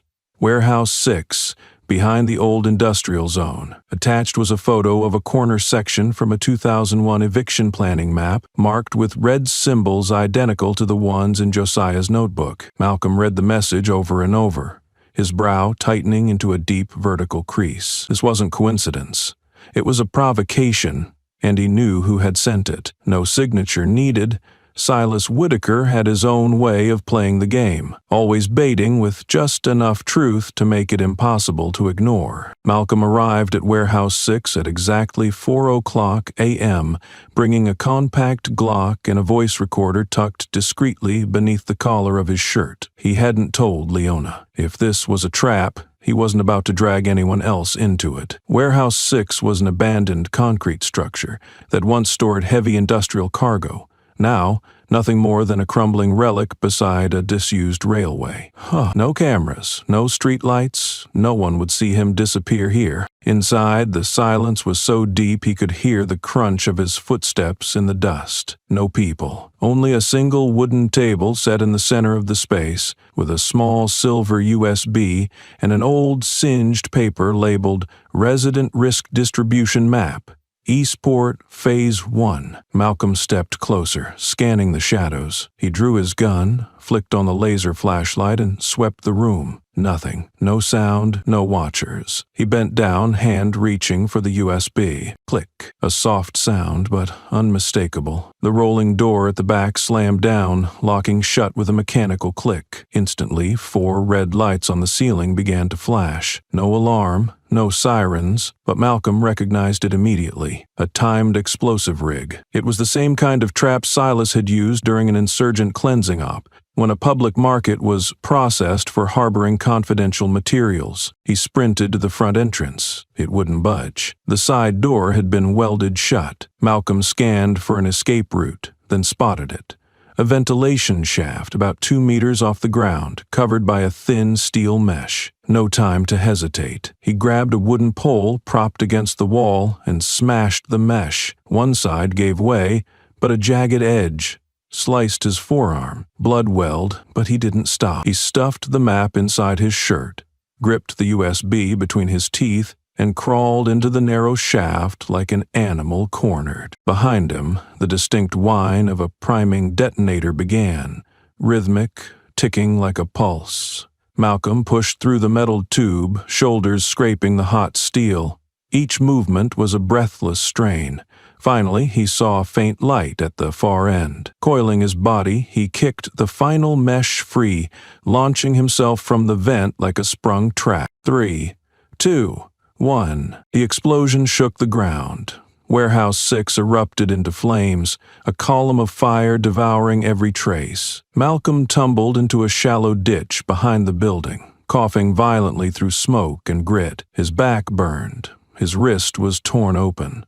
But the two critical items remained, the USB and the map. He stared at the inferno, the scent of molten metal choking his lungs. His eyes didn't blink. In his mind, he could hear Silas, not in words, but in the unmistakable message. If you want the truth, you'd better live long enough to use it. Malcolm stood up, inhaled deeply. He hadn't just survived. He'd carried out the one thing Silas hadn't counted on, the payload, the truth. The fire hadn't consumed it. Malcolm had pulled it from the flames. Back at the apartment, his wrist wrapped in gauze, burn ointment on his back, Malcolm looked anything but tired. His eyes blazed. On the table were the only two things that had made it through the blast, the USB and a scorched map. A replica of Eastport's population displacement plan, marked from 2001 to the present. Leona saw him enter, ready to speak, but Malcolm slammed the paper down and said in a low, steel-edged voice, "They weren't just targeting our father. They were targeting this entire town, block by block, on a timeline they drew up nearly 2 decades ago." They unfolded the map. On the scorched parchment, residential zones were marked in bold colors: red, high social risk; orange, resettlement priority; blue, strategic development zone. Next to many red areas were cold notes: soft conversion phase, assisted departure; hard phase, legal or medical enforcement; and along the map's edge the final chilling line: target completion for non-priority population control. Q2 2025. Leona sat frozen, lips tight. She typed into her system, pulling up the eviction cases she'd worked on. As she cross-referenced the map, everything aligned. The Donalds family, Mr. Raymond Ellis, the single mother she once defended. Every one of them had lived in red zones from the beginning. Even Josiah's neighborhood was marked anti-system messaging hub to be neutralized. Leona whispered, more to herself than to him, "It's not that they did wrong. They did exactly what the blueprint told them to. This isn't misconduct, it's policy." Malcolm opened the USB. It didn't hold many files, but one folder stood out: Phase Alpha. Inside were internal Urban Vista documents, meeting notes dating back to 2001, internal emails discussing residential restructuring aligned with financial interests, and, most damning, a security consulting contract signed by none other than Silas Whitaker. In it, Silas was commissioned to advise on strategic community conversion for high-resistance zones, including objectives such as using indirect means to avoid media conflict. Each line hit Leona like a hammer, legalese cloaked in euphemisms, but when strung together, it was unmistakably a racial cleansing campaign disguised through laws, healthcare systems, and economic reforms. Malcolm leaned back, voice calm as forged steel. Silas didn't hide this.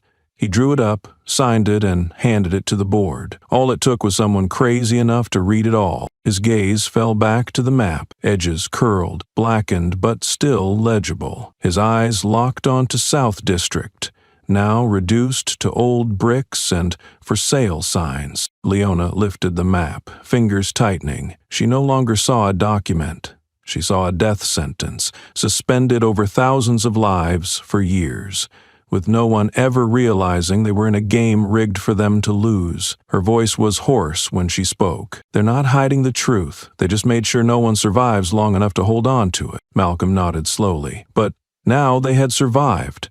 And more than that, they carried something Silas couldn't destroy, the truth. Printed, backed up, and ready to be released. For the first time, they had the one weapon the system feared most. The counterattack had just begun. The sky over Eastport hung low and gray, thick with a sense of paralysis, as though the entire city were holding its breath, awaiting something inevitable. Leona stepped outside the independent newsroom she had trusted for 4 long years. The door was locked, the nameplate removed, and the only thing left was a hastily printed sheet of paper taped to the front, temporarily closed due to system malfunction. But Leona knew the truth wasn't written on that sign. 3 days earlier, Ron Caffrey, a journalist who had once helped her expose a major corruption scandal at the department level, had sent his final message. "I'm sorry. I no longer have access to your files. Be careful with email. They're monitoring everything." Then, he vanished without a trace. At nearly the same time, Malcolm received a phone call from attorney Henry Duvall, the only legal ally still standing with them since the early stages of the housing eviction case. Duvall's voice was low, strained, and carried a tension Malcolm hadn't heard before. "I've just been summoned for an internal ethics review. If I don't withdraw from your case, they'll freeze my license to practice." He didn't wait for Malcolm's response. There was no goodbye, no pretense of hope. No further illusions that the system was still on their side. That evening, inside the kitchen of Josiah's apartment, once a sanctuary, now transformed into a war room, Leona sat across from Malcolm. Between them lay everything: a scorched eviction zone map, audio recordings retrieved from the church basement, T-Bone's unreleased footage, a USB drive containing Silas's consulting contracts, and Josiah's final handwritten notes. Malcolm checked his phone, signal interference. Emails failed to send. Attachments were flagged as malicious or source unverifiable by every platform they tried. Neither of them spoke for 10 minutes. The only sound in the room came from the wall clock, ticking relentlessly, like a countdown to the moment when faith in the legal system would completely dissolve. Malcolm finally looked up. His gaze was calm but unshakably resolute. Every outlet is silenced. Police, courts, media. They've been planning this for longer than we thought. Leona didn't hesitate. Her voice was clear. They're no longer afraid of courtrooms. The only thing they fear is the public knowing. Malcolm nodded, not a casual agreement, but a gesture of irreversible commitment. He rose, retrieving the mini-camera and a laptop preloaded with military-grade encryption software. "Then we make sure everyone knows." At the same time, outside the wind howled louder, as if amplifying the stakes. Inside the old home of a pastor, once labeled mentally unstable, his 2 children were preparing to drag an entire system into the light. Not through legal arguments in court, but through undeniable truths broadcast before a million waiting eyes. They began setting up from the second-floor study, once Josiah's quiet reading room, now sealed off with blackout curtains and thick quilts to block sound. Leona connected the Ethernet cable directly to a backup power source, while Malcolm ran diagnostics through an anonymous broadcasting interface capable of streaming across multiple nodes at once. Independent legal forums, international civil rights channels, and even a hacker collective that had previously exposed fabricated police files in Chicago. There was no room for revision, no backup plan if they slipped. At exactly 9:00 p.m., the light came on. The camera flickered to life. On the screen appeared a stark message in white text on a black background. "Before they silence us, listen." There was no introduction, no preamble, just evidence. The first clip to play was the uncut, never-before-seen footage from T-Bone, the full scene of Josiah's assault, complete with sound, with the crack of batons, the splatter of blood, and the laughter that followed the final kick. Then came the recordings from beneath the church, Josiah's voice, conversations with residents, and his final message whispered into darkness. If you're hearing this, I might be gone, but the truth is still here. Next was the eviction map, labeled with resident classifications, and the chilling annotation, Phase 3, Legal or Medical Resolution. This was followed by a signed consulting agreement from Silas Whitaker. Leona didn't narrate, she simply read out each section. This is evidence of an ethnic sorting program disguised as lawful urban development. Then came excerpts from Monica's testimony, statements by Rachel Lynn, and internal memos naming Judge Morrison as a key participant. Malcolm didn't read. He stared into the camera and said just one line. We believed in the system, but it was never designed to believe in us. The live stream lasted precisely 52 minutes. By the time it ended, over 120,000 viewers had tuned in live. Within 30 minutes, the video was removed from 3 major platforms, but mirrored copies were already spreading across forums abroad, independent journalist networks, law student groups, and communities that had once faced forced removal. One frame from the video, Josiah's eyes looking up in the moment of the assault, became a symbol. But the backlash came fast. Before the video had even finished streaming, power was cut to the house. Their security cameras lost connection. A car pulled up outside. Malcolm shut down the equipment, pulled the external drive, and handed it to Leona. She looked at him, breath shaky. If they come, he cut her off. Firm. I'm not going anywhere. She paused, then nodded. Then I'm not going either. Outside, footsteps rustled the grass. A shadow passed the window, but this time they weren't afraid, because this time the whole world was watching, and no one dares to shut off the light when millions of eyes are bearing witness. Josiah lay in the hospital bed, his head propped up on a tall cushion. A faint light streamed through the old curtain by the window, casting soft shadows on his face, leaner now, but his eyes still carried the depth and sharpness of a man who had never let go of the truth. His head remained wrapped in bandages, yet his voice had returned, slower, more deliberate, but clear and steady. Malcolm sat beside him,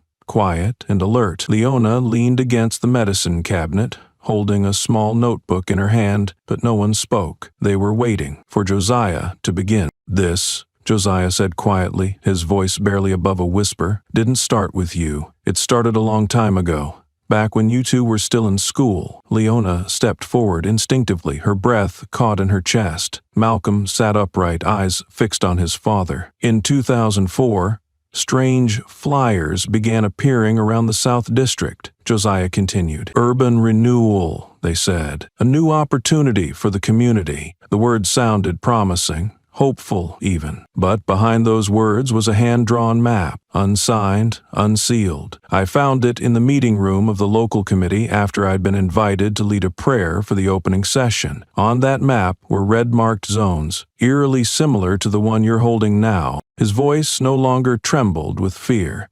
It was low, steady, and weighed down with the burden of secrets carried for too long. I began to ask around. House by house, person by person. Mrs. Teresa, the woman who ran the local grocery, told me someone in a suit had offered to buy her home and said it was best to sell before it was seized. Mr. Duncan, an old carpenter I'd known for years, disappeared after refusing to sign over his property. I documented everything, took notes, and wrote letters to the city council. I never received a single reply. 3 weeks later, the financial department launched an audit of the church, accusing us of misusing charity funds. And 6 months after that, your mother was dismissed from the town hospital for failing union standards. Malcolm lowered his gaze, jaw tight, hands clenched. Why didn't you ever tell us? He asked, voice rough with restrained anger. Josiah gave a quiet, sad smile. Because I thought that if I stayed silent, you would be safe. I thought that if I didn't stir the waters, maybe they would leave us alone. But I was wrong. They never stopped. They just waited for us to grow tired, then came back, smarter, colder. Leona bit her lip, her eyes shimmering with held-back tears. "So Mom knew everything and stayed silent to protect you?" Josiah nodded slowly, his eyes drifting toward the ceiling. "Your mother was strong, but she also understood one thing.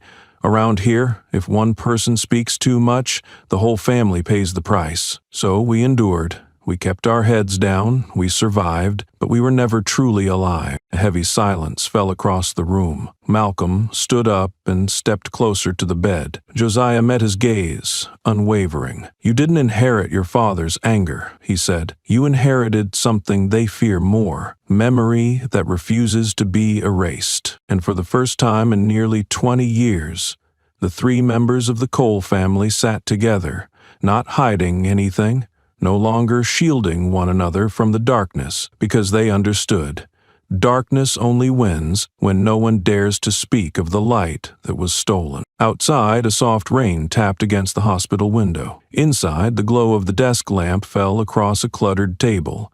Eviction maps, falsified medical records, and a consulting contract with Silas Whitaker's name on it. Josiah sat upright, propped by pillows, his eyes clearer than they'd been in weeks. Malcolm and Leona sat at either side of him, listening closely. Josiah pointed at the contract, then flipped to a section titled Behavioral Analysis and Community Transition Proposal. "We're not up against a greedy plan," he said calmly. "We're up against a technology." His tone grew firmer. "Back in 2004, they were crude. They used forged papers, threats to your face.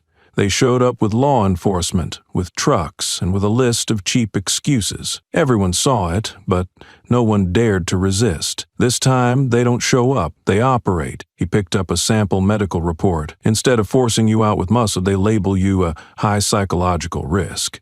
Instead of threatening you outright, they send you a polite compensation offer via email, along with an AI-generated analysis stating that the investment risk in your area exceeds financial safety thresholds." Leona's voice caught in her throat. "They don't force people to leave. They make people believe they no longer belong." Josiah nodded. "That's what's terrifying. There are no longer bad guys in uniform. Now it's software, jargon, phrases like resource reallocation and sustainable development. Every tactic I once saw scribbled on a whiteboard, risk zoning, priority asset distribution to socially stable clusters, is now word for word in Silas's document." Malcolm's voice was low but heavy with realization. "So, what you saw back then was just a prototype?" Josiah looked at his son, eyes heavy but unwavering. "And now, they've got the finished model. It can be cloned, replicated anywhere. Once this place goes quiet, the next will begin.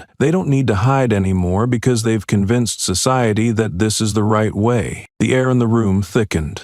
No one was surprised anymore, only resolute. Each map was no longer just a document. It was a blueprint to erase every community deemed unprofitable by those in power. Josiah reached out and took both of their hands. His grip was thin, frail, but warm. He looked at each of his children, the fighter in court, the warrior in the field, and spoke slowly, deliberately, each word a chisel cutting through the walls of silence. "The truth is not for winning just once. The truth exists, so no one dares to do this again." And in that moment, all three of them understood. They were no longer fighting just those who gave the orders. They were fighting a system that had learned how to evolve, how to survive every exposure, unless someone finally brought it to an end. The sky was still dark when Malcolm reassembled the old tripod and mounted a compact video camera on top, positioning it squarely across from the hospital bed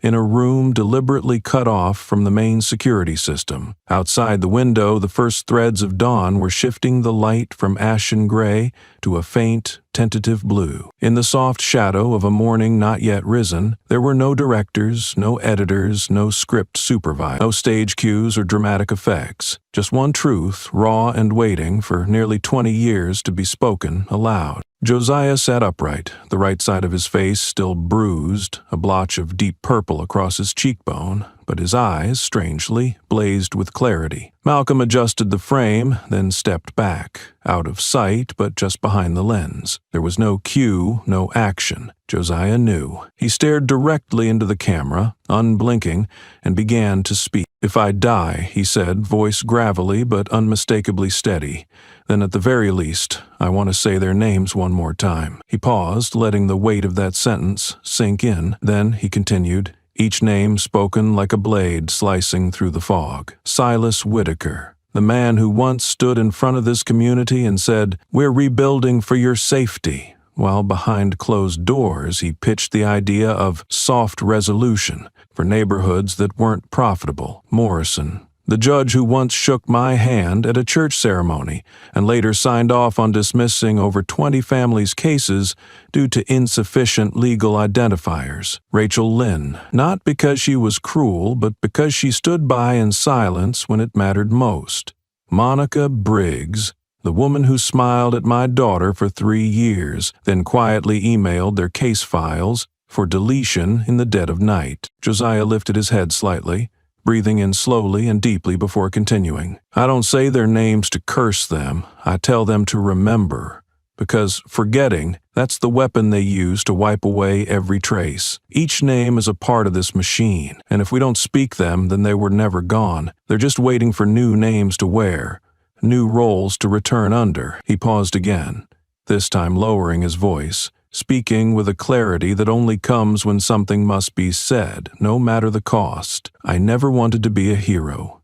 I'm not one. I'm just an old man who once believed in law, who once thought patience would be enough. But when they locked me away, when they stamped me unstumble, I realized patience without memory is the fastest road back to where we started." He glanced briefly at Malcolm, then turned his gaze back to the lens, unwavering. "I don't want my children to grow up again in a more polished version of the same cycle. If I don't live to see the day the court reopens these files, then at the very least, I want the world to hear me say their names one more time and not forget." He stopped, not because he had nothing more to say, but because the silence now spoke louder than any closing statement. There was no soundtrack, no lighting effects, just the soft rustle of early morning wind slipping through the doorframe, gentle, like a breath drawn from the earth itself. Malcolm didn't say a word as he reached to stop the recording. He stepped forward and looked at his father for a long time. Then he nodded,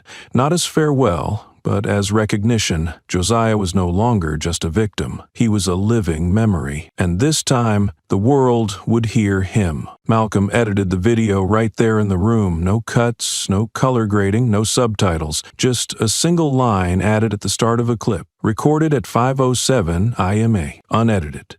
Unapproved. Leona handled the upload. They picked precisely 6:00 IMA when people were just waking up, checking phones, and scrolling for something more honest than the morning news. And within just 10 minutes of being posted on the Civil Rights Forum, the video surged like a flood too wide to hold back. Josiah's opening line, "If I die, at least I want to say their names one more time," became the header on hundreds of thousands of posts. People didn't share it out of curiosity. They shared it because the sentence required no fact-checking. It carried its own gravity, one that no cinematic trick could fake. On TikTok, countless reaction videos captured viewers breaking down, slamming fists on tables, or rising to their feet in stunned silence as Josiah named each person. Twitter ignited. The hashtags "Say Their Names Again" and "Josiah Did Forget" trended nationally within 2 hours. A law student in Atlanta clipped the part where Josiah spoke about forced forgetting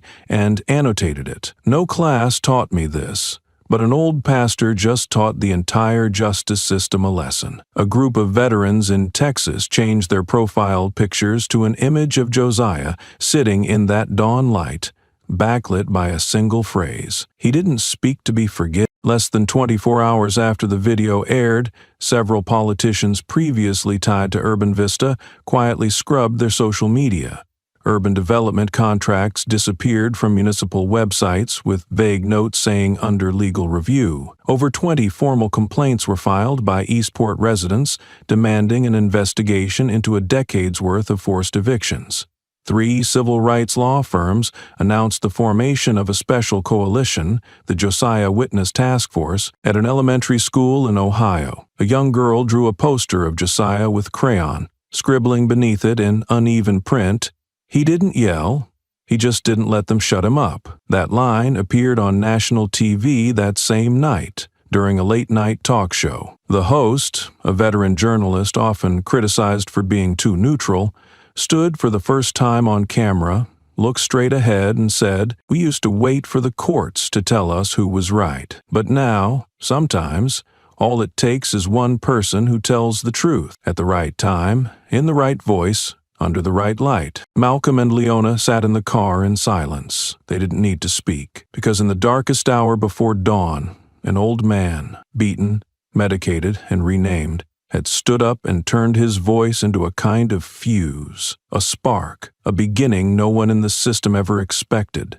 Memory gone live. No one could pretend not to know anymore. No one could turn away, because this time the truth needed no filter. It only needed to be heard. News of Rachel Lynn broke on a gray, windless morning, the kind where silence feels heavier than usual. Leona was just stepping back into her law office after a tense media interview when her phone buzzed. The screen lit up with an alert from a local crime bulletin. Rachel Lynn found unresponsive. At exactly 7:18 a.m., police officers responded to a welfare call at her apartment, prompted by a neighbor who said she hadn't seen Rachel since the previous evening and noticed her lights were still on. When officers entered the unit, they found Rachel on the living room sofa, eyes closed, no signs of a struggle, no scream, just the faint, almost medicinal smell of benzodiazepines lingering in the air, and a few empty water bottles neatly aligned on the coffee table. There was no note,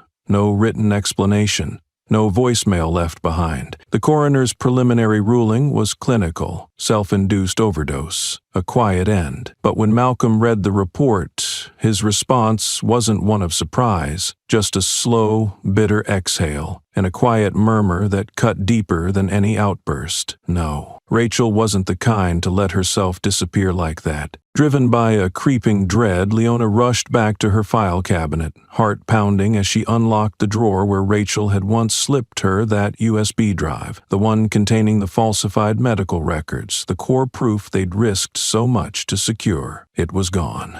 No backup, no encrypted copy, no printed trail. It was as if the drive and everything on it had never existed at all. 2 days later, a new message filtered into Eastport's private medical network. Maya Grant, the quiet and composed nurse who had once led Malcolm to Josiah's hidden location, had been reassigned. At first, it seemed procedural, just a routine transfer notice buried in the internal memos of Eastport Medical, but by the 3rd day, it became clear something was wrong. Maya's phone no longer rang.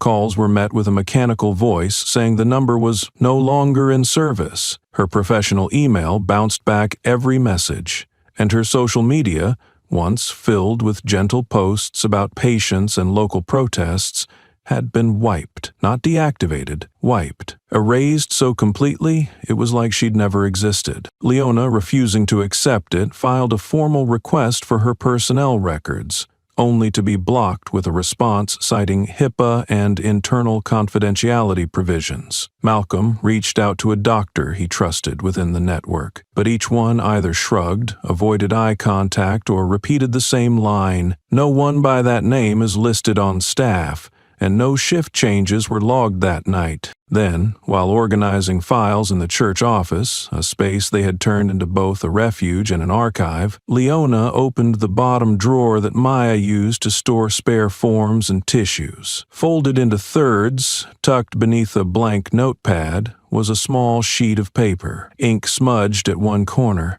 The note was handwritten and faint. "If I disappear, don't let them erase his name from the system again." No signature, no date, but Leona recognized the handwriting instantly. It was Maya's.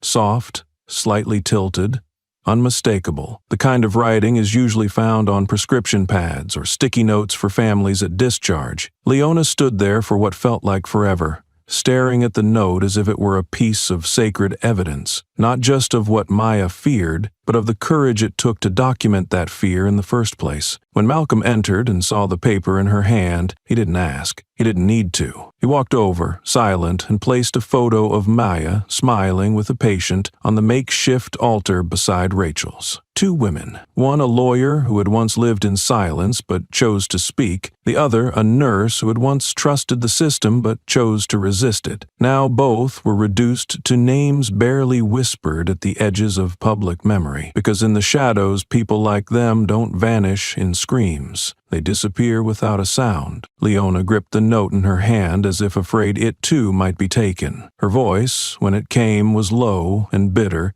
more curse than whisper. Every time we speak the truth, someone steps out of the dark and pays the price. No one had ever written that law down. It wasn't in any book. But everyone who stood where they now stood understood it. To speak against silence was to accept exile. Or worse, it was to choose a path with no return. 1 week after Josiah's live stream, Eastport no longer felt like a town cautiously tiptoeing around truth. It had cracked open. The masks were falling. The chaos was real, and the reckoning had begun. The first bombshell, Silas Whitaker, the name Josiah had spoken directly on camera, had left Eastport just 3 hours before the Department of Justice formally announced a federal investigation. A private jet, a remote airstrip near the state border. The flight manifest listed only one passenger, but rumors swirled, and when authorities arrived at Silas, files shredded, drives wiped, walls freshly painted. The room smelled of solvent, like memory itself had been chemically removed. Meanwhile, Monica Briggs was no longer just a name in whispers. She was now facing official federal charges: systematic evidence destruction and willful falsification of legal documentation. The Justice Department raided her former law office and uncovered a backup server. Every email she had ever sent to a coded address connected to Urban Vista was there. In those emails, Monica outlined case removals, assigned risk levels, and scheduled deletion windows. One message, now leaked and viral, read, "Leona still won't quit. Recommend locking access points to documents from the second-floor office. Clear all within 24H. When the press surrounded her attorney for a statement, he offered only one line. My client was a link, not the core. Then came the biggest shock. From Washington, the FBI officially launched a federal probe into Urban Vista Holdings. All documents submitted by Malcolm and Leona, including maps, voice recordings, and contracts, were verified and found sufficient to trigger high-level criminal proceedings. Within days, Judge Morrison, long considered unassailable, was suspended pending investigation. The same man once held up as a guardian of public justice now had his name beneath headlines reading, "Federal Inquiry into a Decade of Rulings and Undeclared Assets," and something changed in the people. Those who once called Josiah a delusional old man now returned to the video to leave apologies. Long threads beneath the live stream filled with regret, shock, and grief. Others, those who had remained silent out of fear, exhaustion, or complicity, began to speak. They told stories of mothers transferred without notice, of neighbors who vanished after refusing to sign redevelopment contracts, of families erased without explanation. And now they weren't afraid, not because justice had prevailed, but because someone, just one person, had spoken first. Malcolm sat in a small side room behind the church, scrolling through the endless wave of news on his screen. Leona stood beside him. Neither said a word. They didn't have to. The silence between them was not of surrender, but of shared resolve. "We haven't won," Leona said at last. Malcolm didn't look up. He kept scrolling, eyes scanning the flood of headlines, tweets, and messages, but he answered, calm and steady. "But this time, they can't erase all the traces, because some names had been spoken, some truths had been recorded, and some people, forgotten, erased, buried, could not be silenced anymore, not when their names had already been said, not when the world had already heard them, once too many. 1 year after the live stream that shook the nation, the corner of Eastport, once synonymous with silence and fear, had transformed into something nearly unrecognizable. The old church, abandoned for years, once a place where Josiah had been watched, once filled with hard drives, papers, and secrets buried beneath its floor, now stood renewed. Its walls were painted white, the stained glass windows lovingly restored, but it was the sign out front that made people stop in their tracks. Beneath the re-erected cross, engraved in stainless steel, stood the words, "The Josiah Cole Center for Justice and Witness," and just below that the motto, "From what they once called disorder, justice begins." Inside, there were no longer rows of worn wooden pews stretching toward a pulpit. The interior had been reimagined into a shared space. To the left, a legal aid reception area where volunteers assisted residents with filing complaints, requesting documentation, and checking the status of their cases. On the right, a skills training hub, whiteboards, a projector, and foldable chairs, where Malcolm now stood before a group of young adults enrolled in the new Systemic Manipulation Literacy course. He wore no uniform, bore no weapon at his hip, but his eyes remained sharp, this time not focused on enemies across battlefields, but fixed on a more elusive adversary: confusion, resignation, and the belief that silence was the safest choice. Malcolm had declined offers to return to the military. He had turned down 3 invitations from federal agencies in Washington to serve as a strategic advisor. Instead, he chose to stay, right in the town that had nearly killed his father,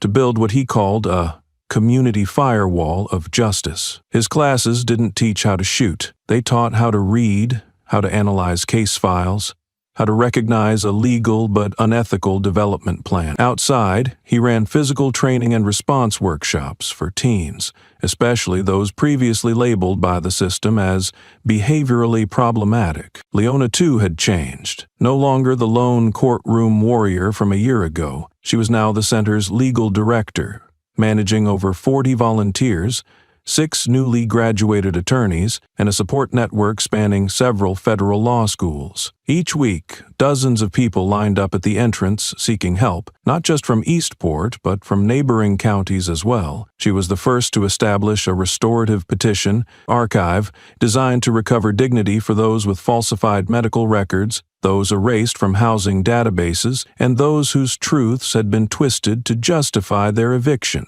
In a small room at the back of the center, Leona had hung 3 framed photographs: Rachel Lynn, Maya Grant, and Raymond Ellis. Below them, a carved plaque read, "Those who spoke, those who were silenced, but whose names will never fade." The churchyard had been converted into a community garden. Herbs, vegetables, and Josiah's favorite flowering plants now filled the soil. Children ran laughing through the grassy paths, their feet skipping across bricks engraved with names of victims, each tile returning a fragment of memory back to the people. And in the stillness of the breeze that swept the courtyard, something once unthinkable could now be heard: laughter. Not the laughter of triumph, but of hope. When a young volunteer from Chicago was asked why she had come all the way to Eastport, she simply said, "I read Josiah's transcripts. I didn't come here to study law. I came here to preserve memory." And so, the place that once harbored secrets, that once kept truth buried, was now the place where nothing could ever be buried again. On Sunday morning, soft sunlight filtered through the newly restored stained glass windows, casting amber light on the wooden platform at the center of the main hall. The chairs were arranged in a semicircle, no longer segregated by pulpit and pew. Here, no one stood above anyone else, but at the center of that circle, as if time itself had paused to honor a legacy, stood Josiah, his back slightly stooped, one hand gripping his wooden cane. He stepped forward, one hand gripping his wooden cane. He stepped forward. One hand gripping his wooden cane. He stepped forward. It was no longer called a sermon. The community now called it a recollection for the unforgotten. He didn't use a microphone. His voice no longer thundered, but it was enough to make phones go silent and notebooks close. That morning, he began with a quiet sentence. Justice isn't when the wrong are punished. It's when the righteous no longer have to live in fear. And then he told their stories, not his,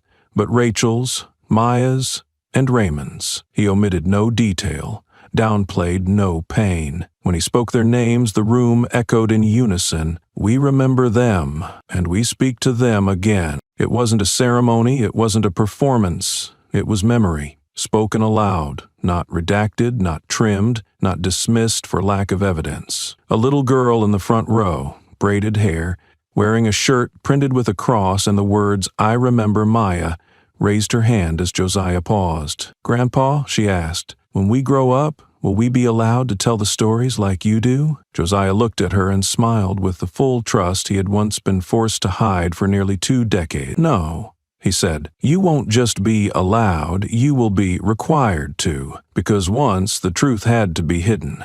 But now, it's the foundation you will build this city upon. Malcolm and Leona sat in the back, watching without stepping in. They didn't need to lead anymore. Leona now oversaw the establishment of a regional alliance of independent legal aid centers across the American South, built on the Josiah Cole model. Malcolm was preparing to launch the state's first course on civic defense against administrative manipulation, a class never before offered in any police or military academy. What they had accomplished could never bring back the lives lost, could not erase the pain, nor fully restore the trust once fractured. But in the very space that once imprisoned memory, now memory lived, breathed, and found fertile ground to grow. The legacy of a pastor was never in what he preached.